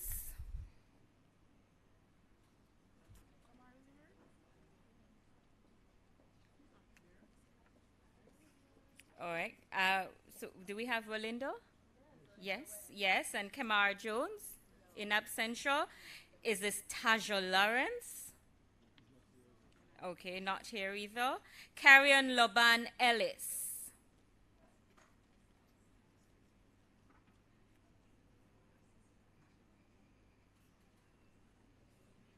Vanessa Noble.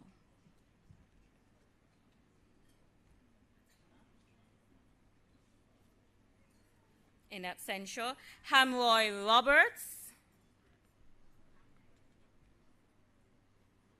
And closing, Tamiki Walsh.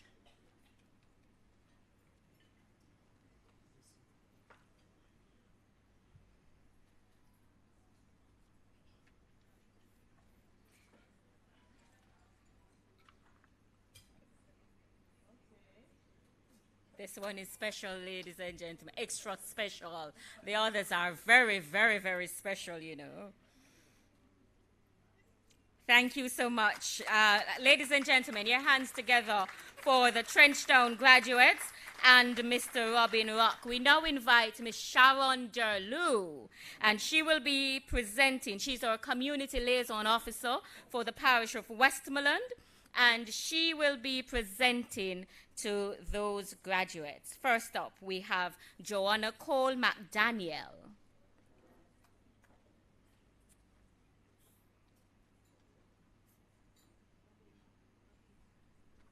Sabrina Dennis.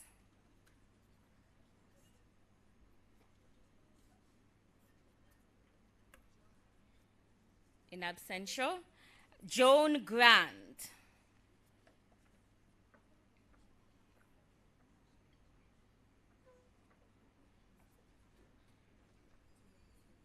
Shireen Hibbert Wedderburn.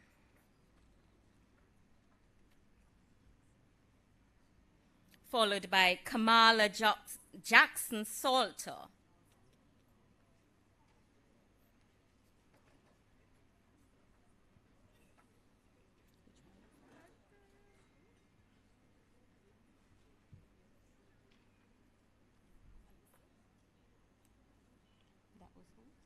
Alyssa Johnson.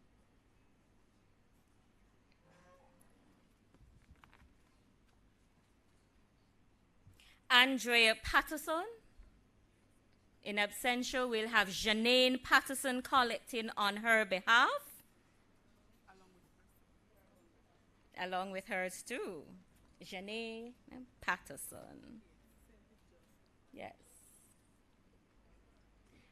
Adeline Smith.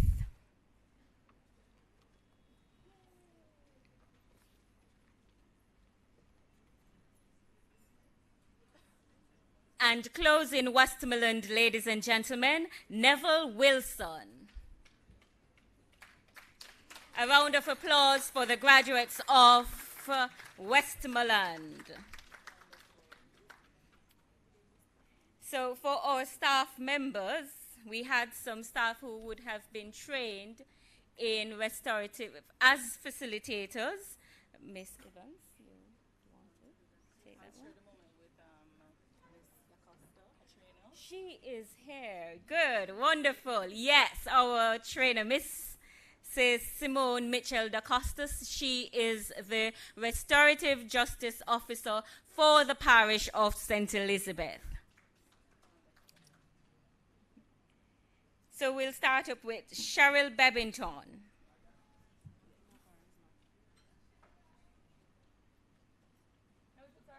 Yes, for our staff. So these individuals would have been trained along with our facilitators as well, so they can be trained facilitators. Nevar Carty is in absentia. Next up, we have Jermaine Clark.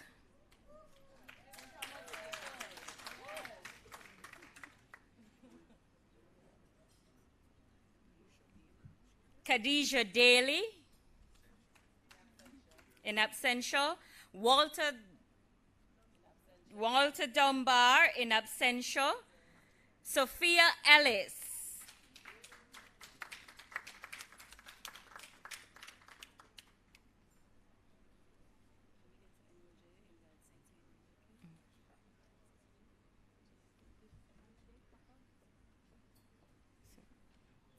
Amelie Forrest Jr.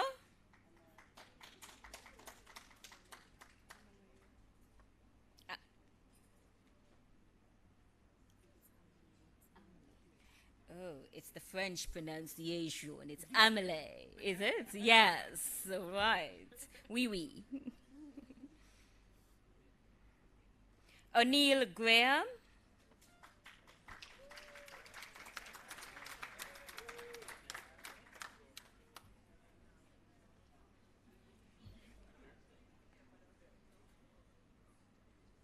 O'Shane Haynes, the great O'Shane Haynes. And of course, Miss Evans is going to present to her admin. Oh, yes. Next up, Chantal Henry.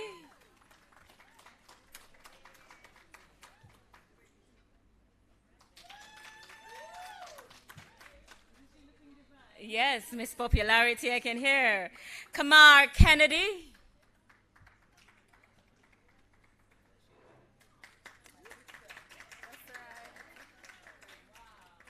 Raquelia Swaby.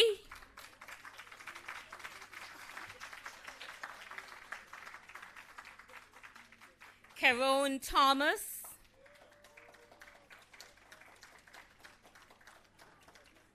And last but by no means least, Miss Moesha Williams. Thank you so much, Miss Evans and Mrs. Simone Mitchell da Costa. We have some staff members who would have been trained from the Ministry of Justice head office. And you see, because she did it so nice the first time, we have to have her twice.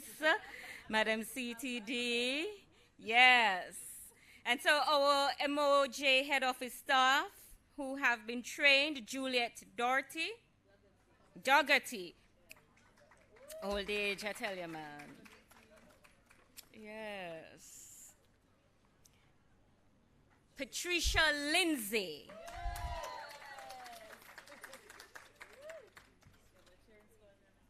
Shauna K. Taylor.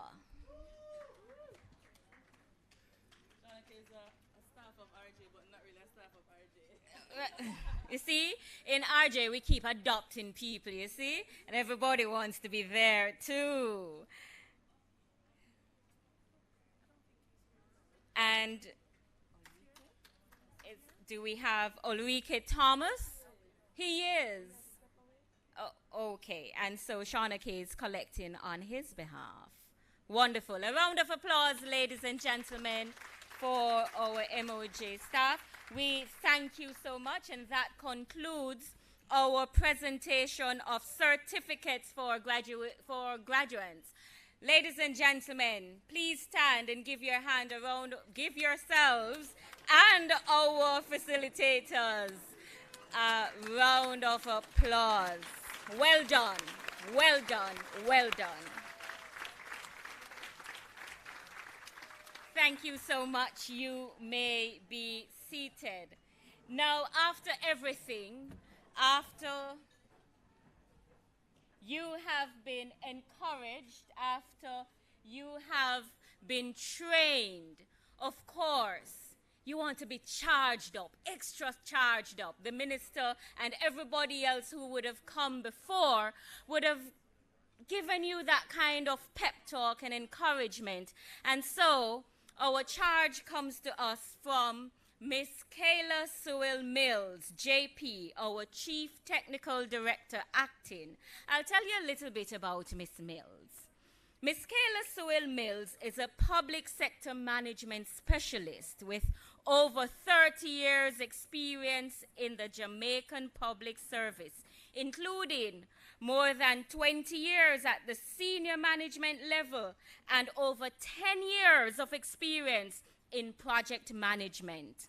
Ms. Sewell Mills is the Acting Chief Technical Director in the Ministry of Justice since November 2022.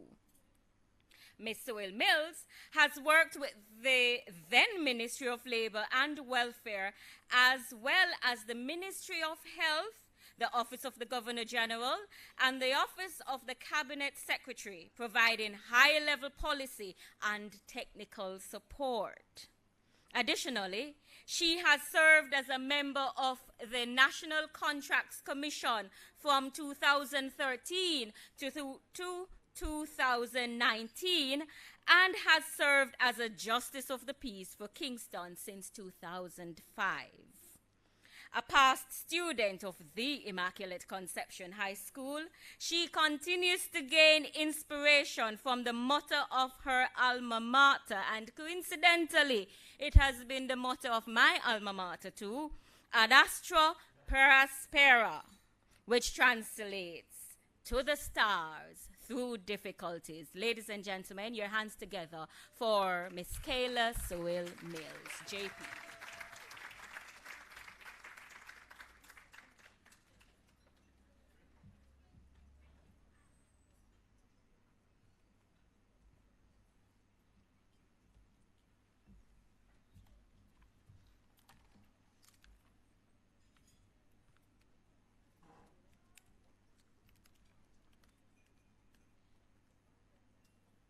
Our moderator, Mrs. Colette Carr-Pattison. Our senior custos, Honorable Marcia Bennett, Custos of St. Thomas. Ms. Sashay Banks, Restorative Justice Coordinator in the Ministry of Justice.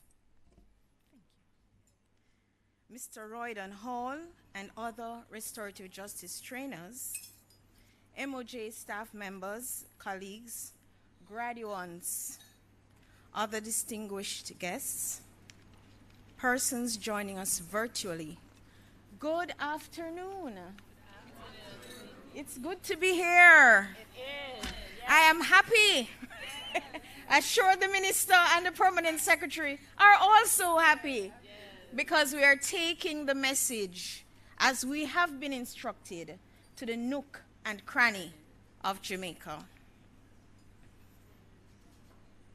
If you want peace, work for justice. My dear graduates, you have demonstrated by your presence here today that in fact, on this little island we call home, that you are prepared to stand up and play your part in helping to restore the peace in homes and communities that are in need of restoration and healing. I am told that the program started with almost 180 participants. Today, 147 of you are graduating because you persevered. Yes. I am moved by your commitment and determination, and I celebrate with you this most notable achievement. Congratulations to all of you. You're joining the restorative justice team at a time when domestic violence, gender-based violence, and gang violence remain a challenge for our country. The constant rhetoric in our local news surrounds crime and violence occurring in all areas of our society. The Restorative Justice Facilitators Training Program has prepared you to think about crime and offenders differently, to pursue conflict resolution as a means to reducing crime, to pursue restoration as a sustainable path to a more secure and peaceful Jamaica. Yours is a higher calling, a call towards social justice in the building of a more just and humane society. When an offense is committed, oftentimes we focus on the offender. However, the RJ way dictates that justice involves the victim, the offender, and the community in a search for lasting solutions. The process under the RJ program involves meetings with the victim, the offender, and community. Each party is allowed to tell their story of the offense from their perspective and talk openly about their feelings. This meeting helps the parties to develop an understanding of the crime from the other party's perspective and the steps that they each need to take in order to make amends. The RJ way promotes repair, reconciliation, and reassurance. As facilitators of the process, what you will offer Jamaicans is the opportunity to take part in a process that will help to repair the harm caused by an offense. The RJ way is a collaborative, inclusive approach to achieving lasting peace and justice. Restorative Justice is one of our flagship programs at the Ministry of Justice, as we aim to deliver a first-class justice system as well as take justice to the people of Jamaica, and I dare say, by a first-class justice team. For the past 4 years, there has been over 7,000 cases that have been referred to the RJ program, and almost 80% of these cases are referrals from the courts. This is testimony of the work, of the confidence in the work that the justice system places in the work of our RJ team. More important to note is that between 2020 and 2021, the RJ program experienced a whopping 90%, give yourself a hand, 90% success rate. Can anyone tell me what that means? Right. But a success rate at 90% means the program is working in every nook and cranny of Jamaica, and we thank you. Since the launch of the Alternative Justice Services campaign in 2022, the Ministry of Justice has signed a memorandum of understanding with the Ministry of Education and Youth to use restorative justice practices in the school system. We have conducted sensitization in over 80 schools island-wide just last year. The ministry has also signed a partnership agreement with the churches to train leaders and their members to use RJ in the communities they serve. As part of the ministry's commitment to Jamaicans, we have established 21 restorative justice centers island-wide to serve our clients and bring justice services directly to our people. Facilitators, welcome to this amazing team. Yes. Give yourselves a hand.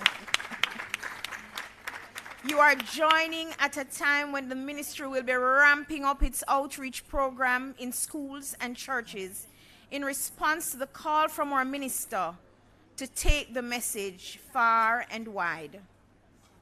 The success rate that the RJ program boasts is due to the commitment of you, our staff and facilitators, and your efforts to continue to bring the people of Jamaica justice that they can reach. Facilitators, we need to change the headlines of stories heard in our local news each night. As we have been doing this week by way of interviews on the various radio stations, please continue to spread the good news that restorative justice interventions work. You, our graduates, include members from the police force, the social justice sector, the teaching fraternity, and the church community, among many other vocations. You have all been trained in restorative practices, which will enable more stories of restoration. Among you are also staff of the Ministry of Justice, who have seen firsthand the work of the RJ team and have been inspired by the energy and passion of the team and have made the conscious decision, and as Mr. Leon told us, to move from the sidelines and get involved. Let me again emphasize just how critical a resource you, our facilitators, are in changing the rhetoric as we seek to encourage stories of change and restoration. As part of your training, you were all taken through the 11-module Restorative Justice Facilities Handbook, which you were all successful in completing. Congratulations again. My charge to you today is to remind you of 3 important points from your training that comprehensively speak to facilitating the restorative justice process. Firstly, as a facilitator, you are not a judge. Your role as facilitator is not to make a judgment on the individuals involved, not to determine who is right or who is wrong. As a facilitator, you are there to encourage dialogue, help persons to talk it out, to work it out, help them clarify the issues. I ask you, I beg of you, be aware, be emotionally conscious, and be assertive. Secondly, as a facilitator, you're a guardian of the process. A guardian protects, a guardian defends. As guardians of the restorative justice process, you are required to be balanced. Know when to listen, when to speak, when to stop speaking, so that each party may reach the point of reconciliation to start the process of healing. thirdly, as a facilitator, you are a representative of the Ministry of Justice.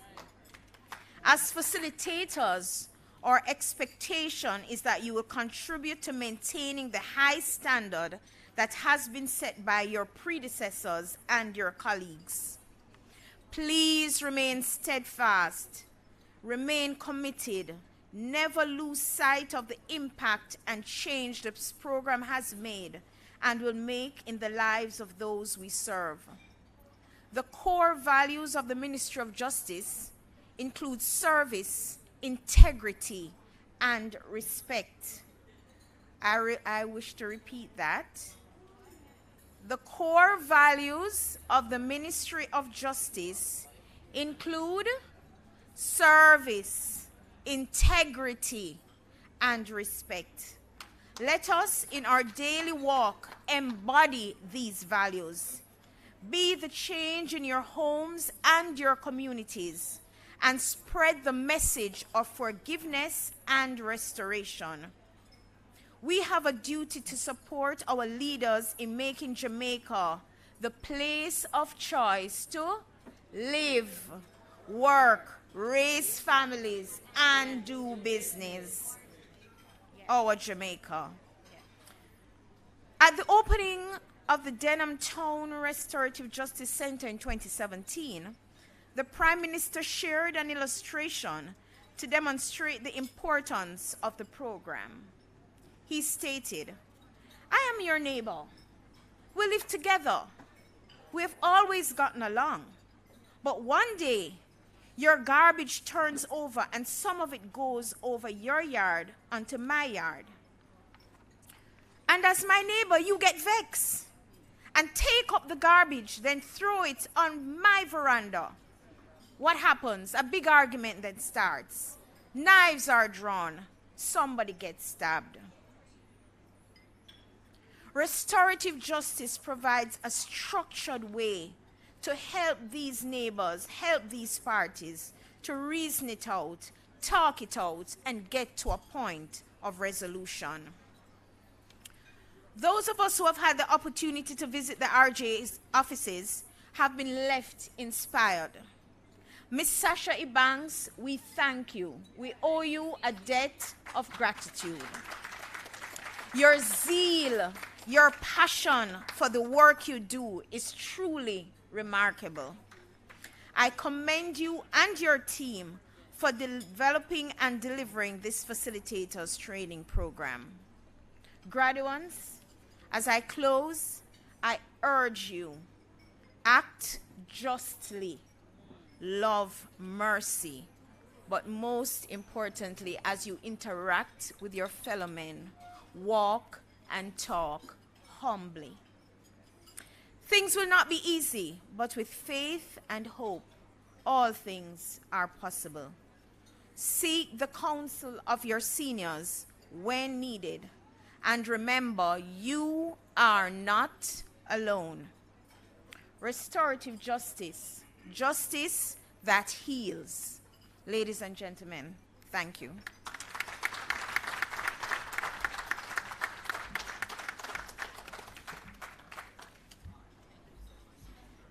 Another round of applause, ladies and gentlemen, for our Acting Chief Technical Director. I'm just going to leave with you one thing that she said, among the many great things. If you want peace, what should you do? Work for justice. Let me hear you say that. I know you're eating, but just do that swallow and say it with me. If you want peace, work for justice. That's what I leave you with, facilitators, and also for our staff members. If you want peace, work for justice. We can't get peace without the work. And so at this time, I am going to be inviting Miss Sasha Ibanks. We have some presentation of certificates and special awards, and I'm being told that these awards go to our top 10 facilitators And we'll invite Ms. Sasha Ebanks to make those announcements. And I'll also invite our administrators for the program, Mr. O'Shane Haynes and Mrs. Kamisha Wedderburn Bromley, to assist with the presentations. Thank you.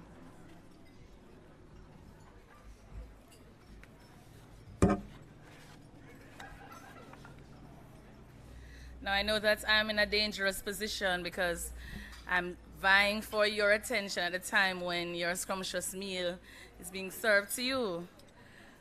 And so I hope that I will get the larger part of your attention, 60%. All right.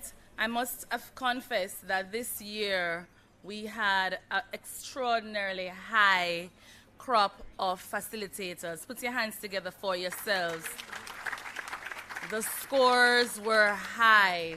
They ranged from the 80s right up to 100.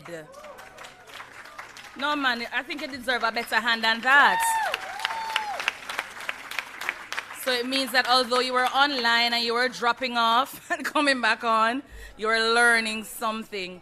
And persons who, shared how the assessment hard, Mr. Banks. Mr. Banks, I'm not good with exam. I can't do test a long time school. I left school. You were trying to trick me.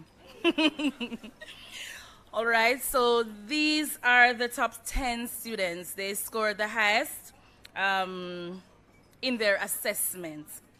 And so please receive, who's gonna do the presentation? Ms. Bromley, please come. Yes. You wanna come and feed it to her? You want help? Help, yeah. Thank you so much. Beverly Bogle-Barant.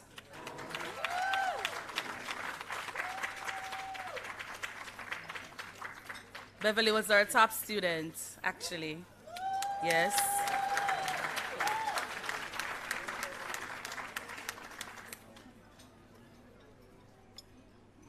Thank you, Beverly. Oswald Leon. Woo! Yes, man. Give him some, yes. Maybe I should call the parish or center from which they're attached, right? So that they can have bragging rights and such.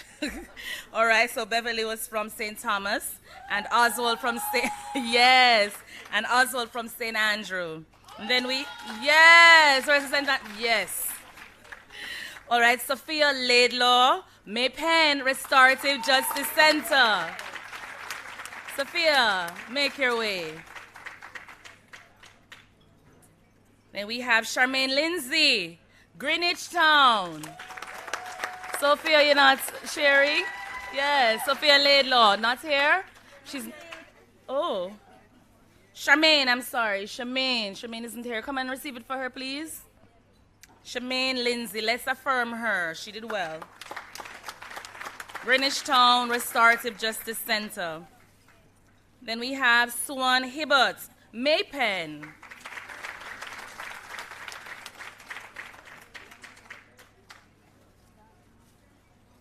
Not here. All right. Then we have from Westmoreland, Janaeanne Patterson. Janine. Westmoreland Restorative Justice Center.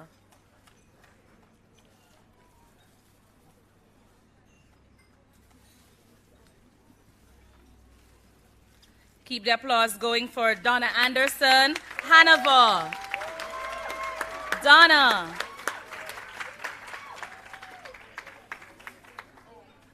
Donna took off her glasses, Donna said, nothing is blocking this face.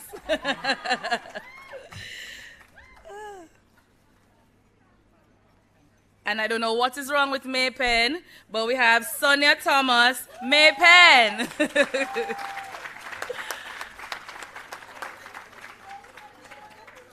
Mr. Brown, how do you feel? Marjorie, how are you feeling? Good, yes. St. Elizabeth would not be outdone, so we have Raina Nemhard Smith. Not at all. We cannot have it. Is Raina not here today? Yeah, yes, I saw her earlier. Yes.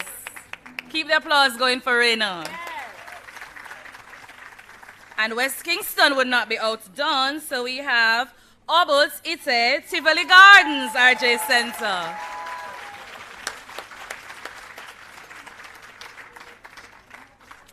Pastor Anderson, stand up for this one.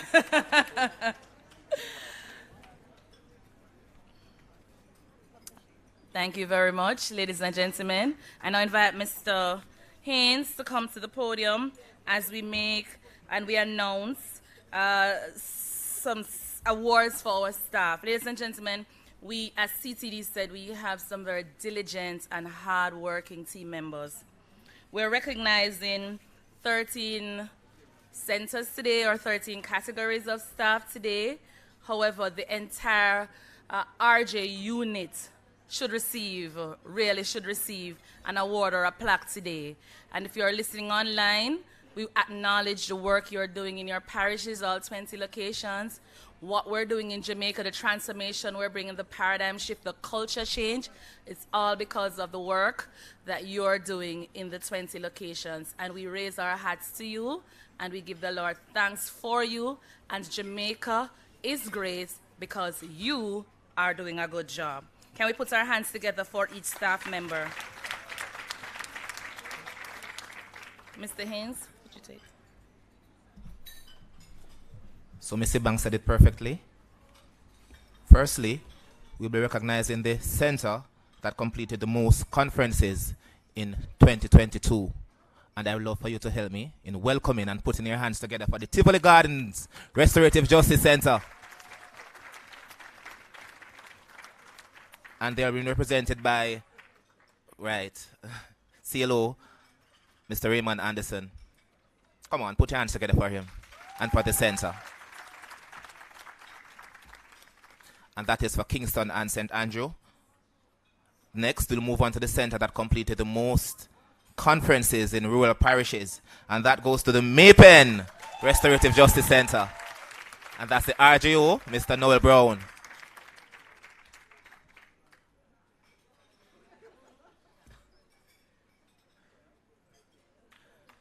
Next, we'll move to the center that completed the most sensitization in 2022 in Kingston and St. Andrew. And I must tell you that this center just opened last year, and they are the Pembroke Hall Restorative Justice Center.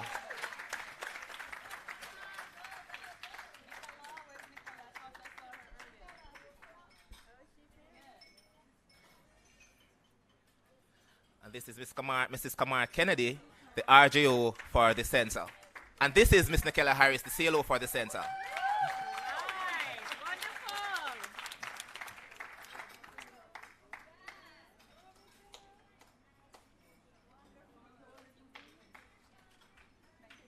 We'll now move to the center that completed the most sensitization for rural parishes, and that goes to the Hanover Justice Center. Welcome Ms. Melissa Harcher. She is the CLO for the parish. And Ms. Tashana Smith, the RGO. Put your hands together for them, please.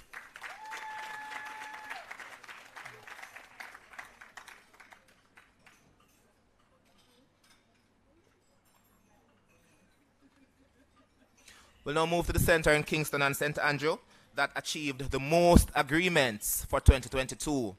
And who can make a guess? The Tivoli Gardens Restorative Justice Center.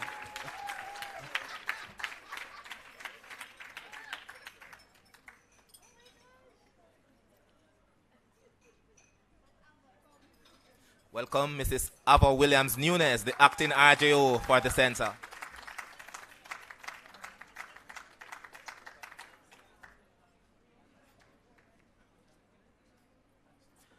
Now to the center that achieved the most agreements in 2022 for rural parishes, the Westmoreland Restorative Justice Center. Welcome the CLO, Miss Sharon Durlu. I must tell you that Miss Durlu was here very early this morning, rearing to collect her gift for her center.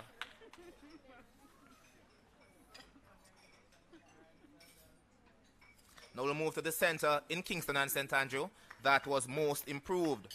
And that goes to the Trenchtown Restorative Justice Center. Yes. And Mr. Robin Rock is here to collect that award on behalf of his center.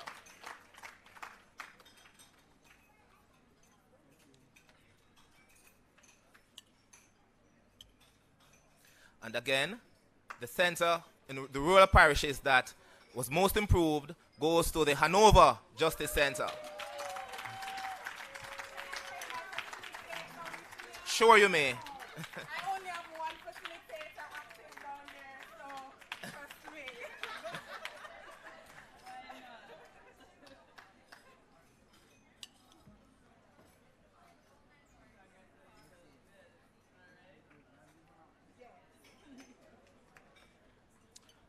So I'm breaking protocol a bit. We'll skip now to the center with the highest number of active RJ facilitators in Kingston and St. Andrew. And that center goes to the Tower Hill Restorative Justice Center.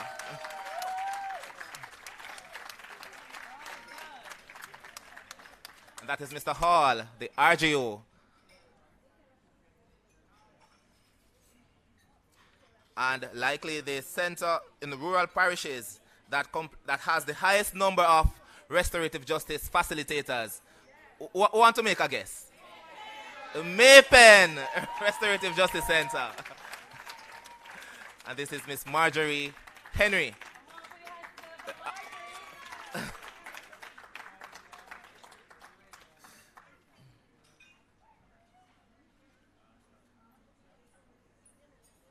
And so now we'll continue with the regular flow. And this award goes to the center that we consider to be the highest performing center in 2022 for Kingston and St. Andrew. And this award goes to the Tivoli Gardens Restorative Justice Center. Put your hands together for them. And the entire team is rolling out for this one. We have the acting RGO coming up. That is...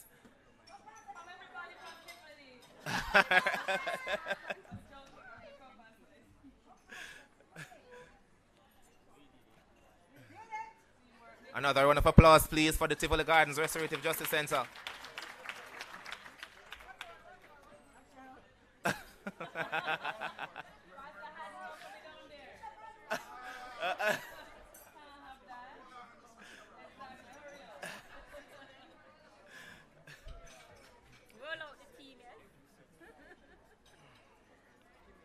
Everybody from Tivoli come out to them, man. Right.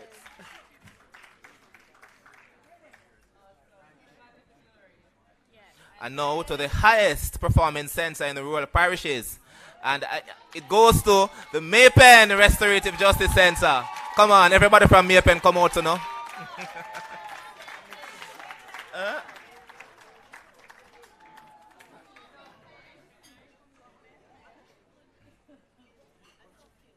Maypen will not be outdone by Tivoli.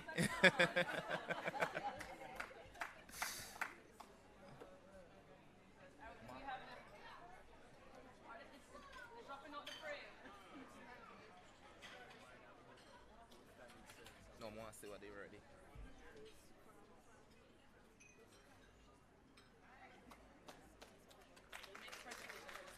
Mrs. Bromley? You want to say it? All right. Ladies and gentlemen, as you're aware, I took over in August, acting for our then coordinator, Restorative Justice Coordinator, Miss Andreen Lindsay. And Miss Lindsay is not able to join us today, but we thought it was appropriate for us to use this occasion to acknowledge the hard work and dedication of Miss Andreen Lindsay. And so as a unit, we have prepared for her the Outstanding Service Award for 2022. And we deem it fit to raise our glasses, your water, in toast to the work that has been done by Miss Andreen Lindsay. And to receive it is her administrative support, Miss Kamisha Wedderburn Bromley. Andreen Lindsay.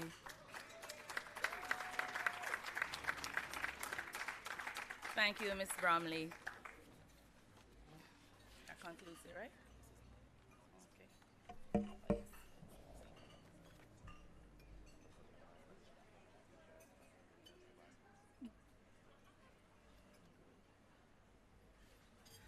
Thank you. What would I do without Mr. Haynes? Mr. Haynes is reminding me that we also want have presentations. Mr. Haynes, do you want to distribute for me, please? All right, we have a token for our teachers, our trainers, our facilitators, and you have spoken about how impactful the sessions have been. Mr. Dowell Williams, will you come? Mr. Dowell Williams, we want to make a presentation to you, sir. I did.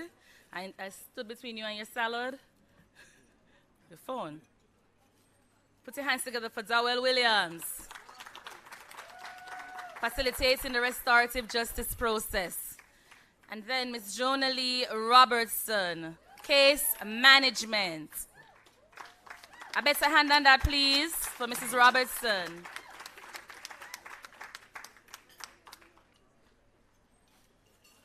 What is restorative justice? Tashana Smith.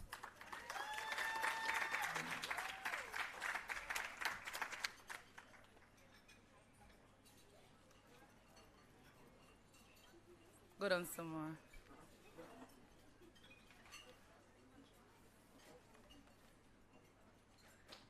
The National Restorative Justice Program in Jamaica, Mr. Royden Hall.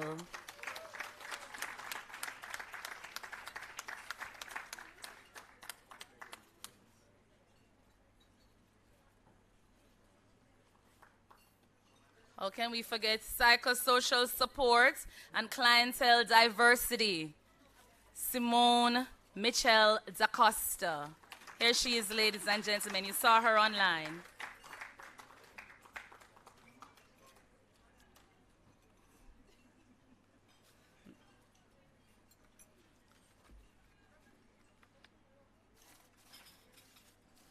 That's it, right? Mr. Morris here? Okay.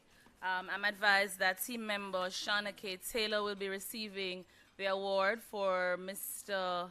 Trevor Moore, or Director for Safety and Security, and that was the module he did, Safety and Security. Miss Taylor, please come.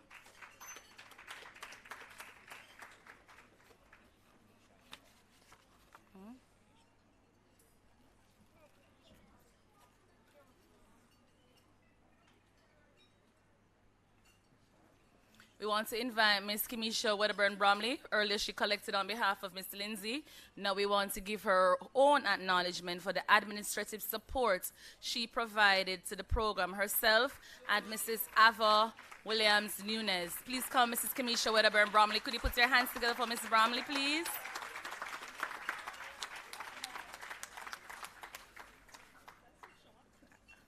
Why should it shock you? You did well. Congratulations. Mrs. Ava Williams Nunes, she texted you, she called you. Listen.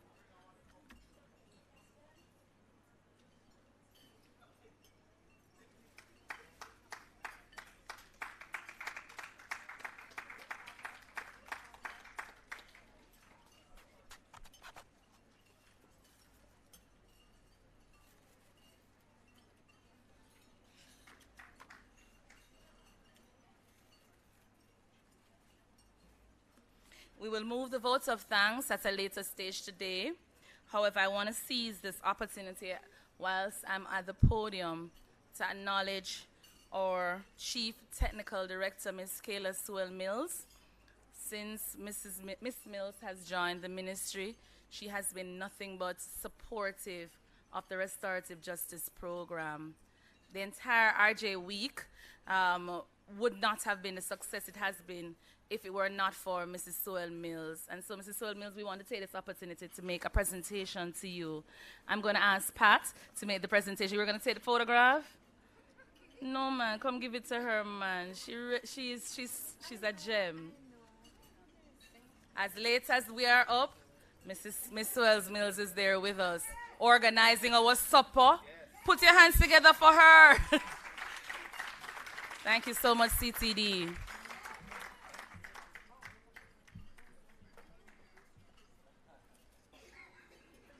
Put your hands together for my CTD, please. Thank you so much, Miss Mills. I now hand over to the moderator. Thank you, Miss Lindsay.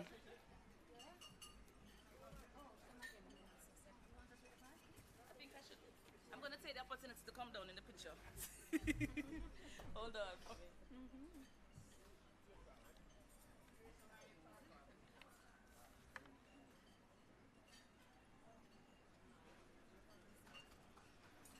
Ladies and gentlemen, another round of applause for all our recipients of special awards and certificates. Let me hear the round of applause. Yes, louder, man, and stronger. Yes.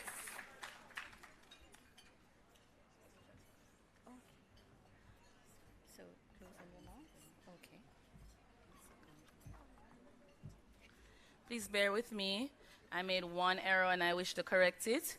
Miss Marjorie Henry was also a tutor in the National Restorative Justice Program of Jamaica.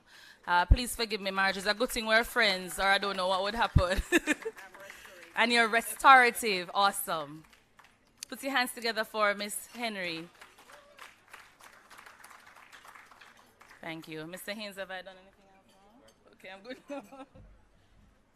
All right, so we thank you so much, Miss Evans, Mr. Haynes, and Mrs. Wedderburn Bromley for the presentation of the special certificates and awards. And so, ladies and gentlemen, I won't bore you any further, and we have come to the closing of our ceremony. Of course, they've saved the best for last, so that's why they saved the food for last, you know, and serve it at that time. And so, as we close, ladies, gentlemen, facilitators, staff members, I want to leave with you one word, yes? As volunteers, as employees, we give, G-I-V-E. As you go out and you start facilitating, you'll realize that you're going to be given so much. This is volunteer, and believe me, and take it when I tell you, ladies and gentlemen, that we appreciate it wholeheartedly. We couldn't do it alone, and that's why we had to get you on board, and so thank you. So I leave with you the word give. G, go with God. What we're doing today needs not just our own human effort, but requires entirely divine intervention. So whatever you do, go with God.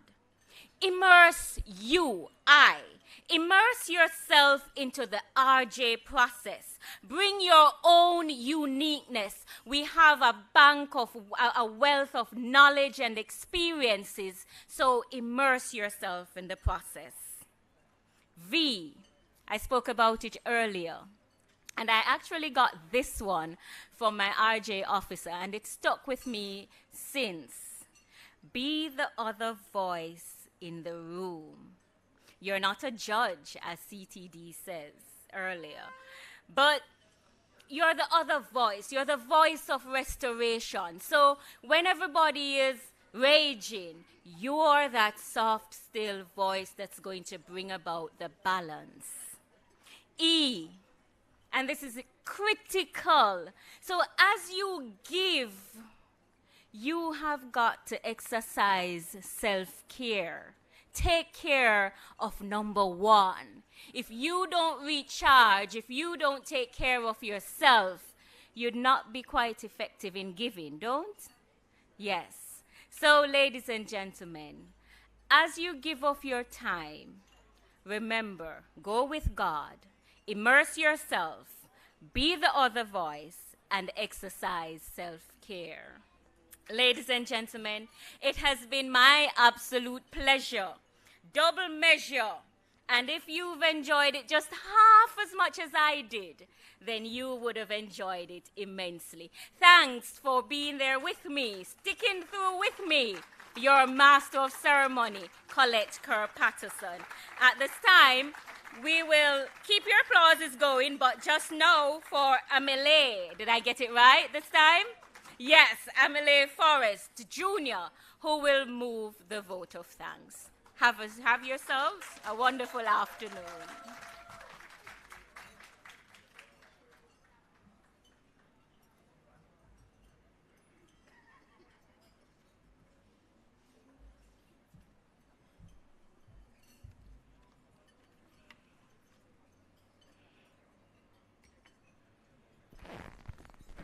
All protocols observed.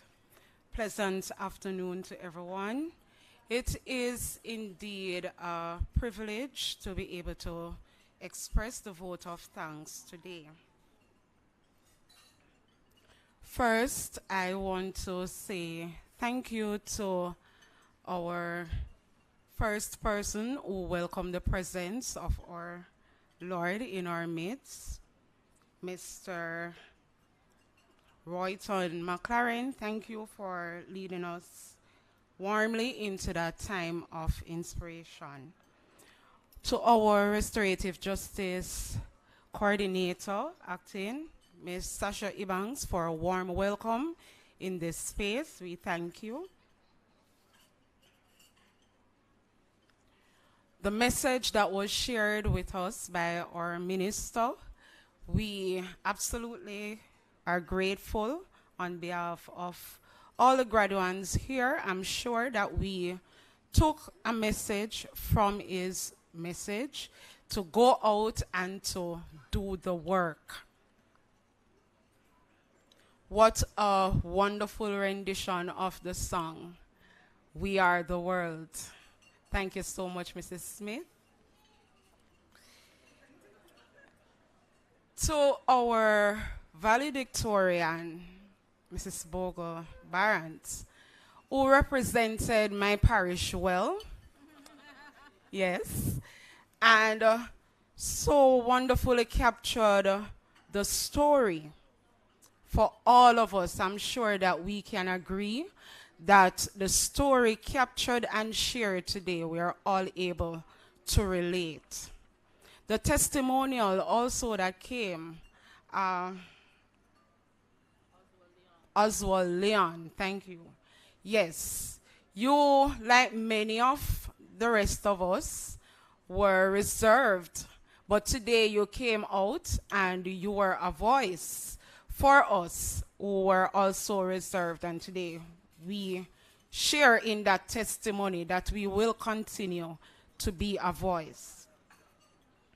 To our Master of Ceremonies, you so led this ceremony with grace. You were very much vibrant. You kept us engaged with that story. I can't forget Timbuktu, but today you buck all away.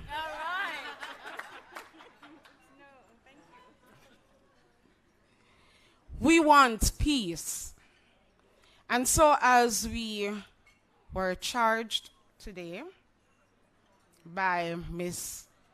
Kayla Sewell Mills, our Chief Technical Director, we are charged to do the work. And so today I say, as a Jamaican, we often hear, we want justice. Today we want peace. As justice facilitators, we want peace. And we are ready to do the work. We are ready to do the work. We are ready to do the work. And so as we were reminded in all that took place today, all the messages and everything. Okay. Mr. Roydon Hall, in his remarks, we are here to facilitate that peace in this nation. And so we just want to give special thanks to these persons. Also to our trainers, we could not do it without our trainers. So as we thank each other as graduates, we thank our trainers for their patience.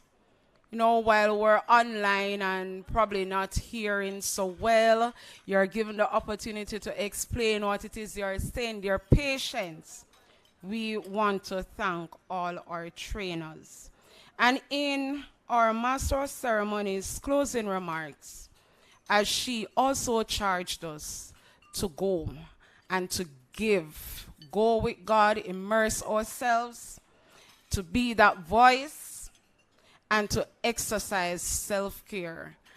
I just want to say special thanks to everyone.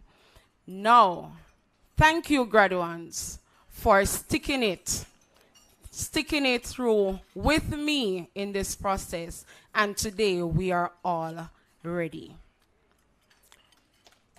Just a general thank you in case I have missed anyone. I don't think so. Thank you. And the ambience, the place is really nice. And we have some lovely persons serving us, and they're expressing their patience with some of us as well. And we want to say thank you to those persons who capture us on the media. We want to say thank you. Everyone, thank you for making this a wonderful experience.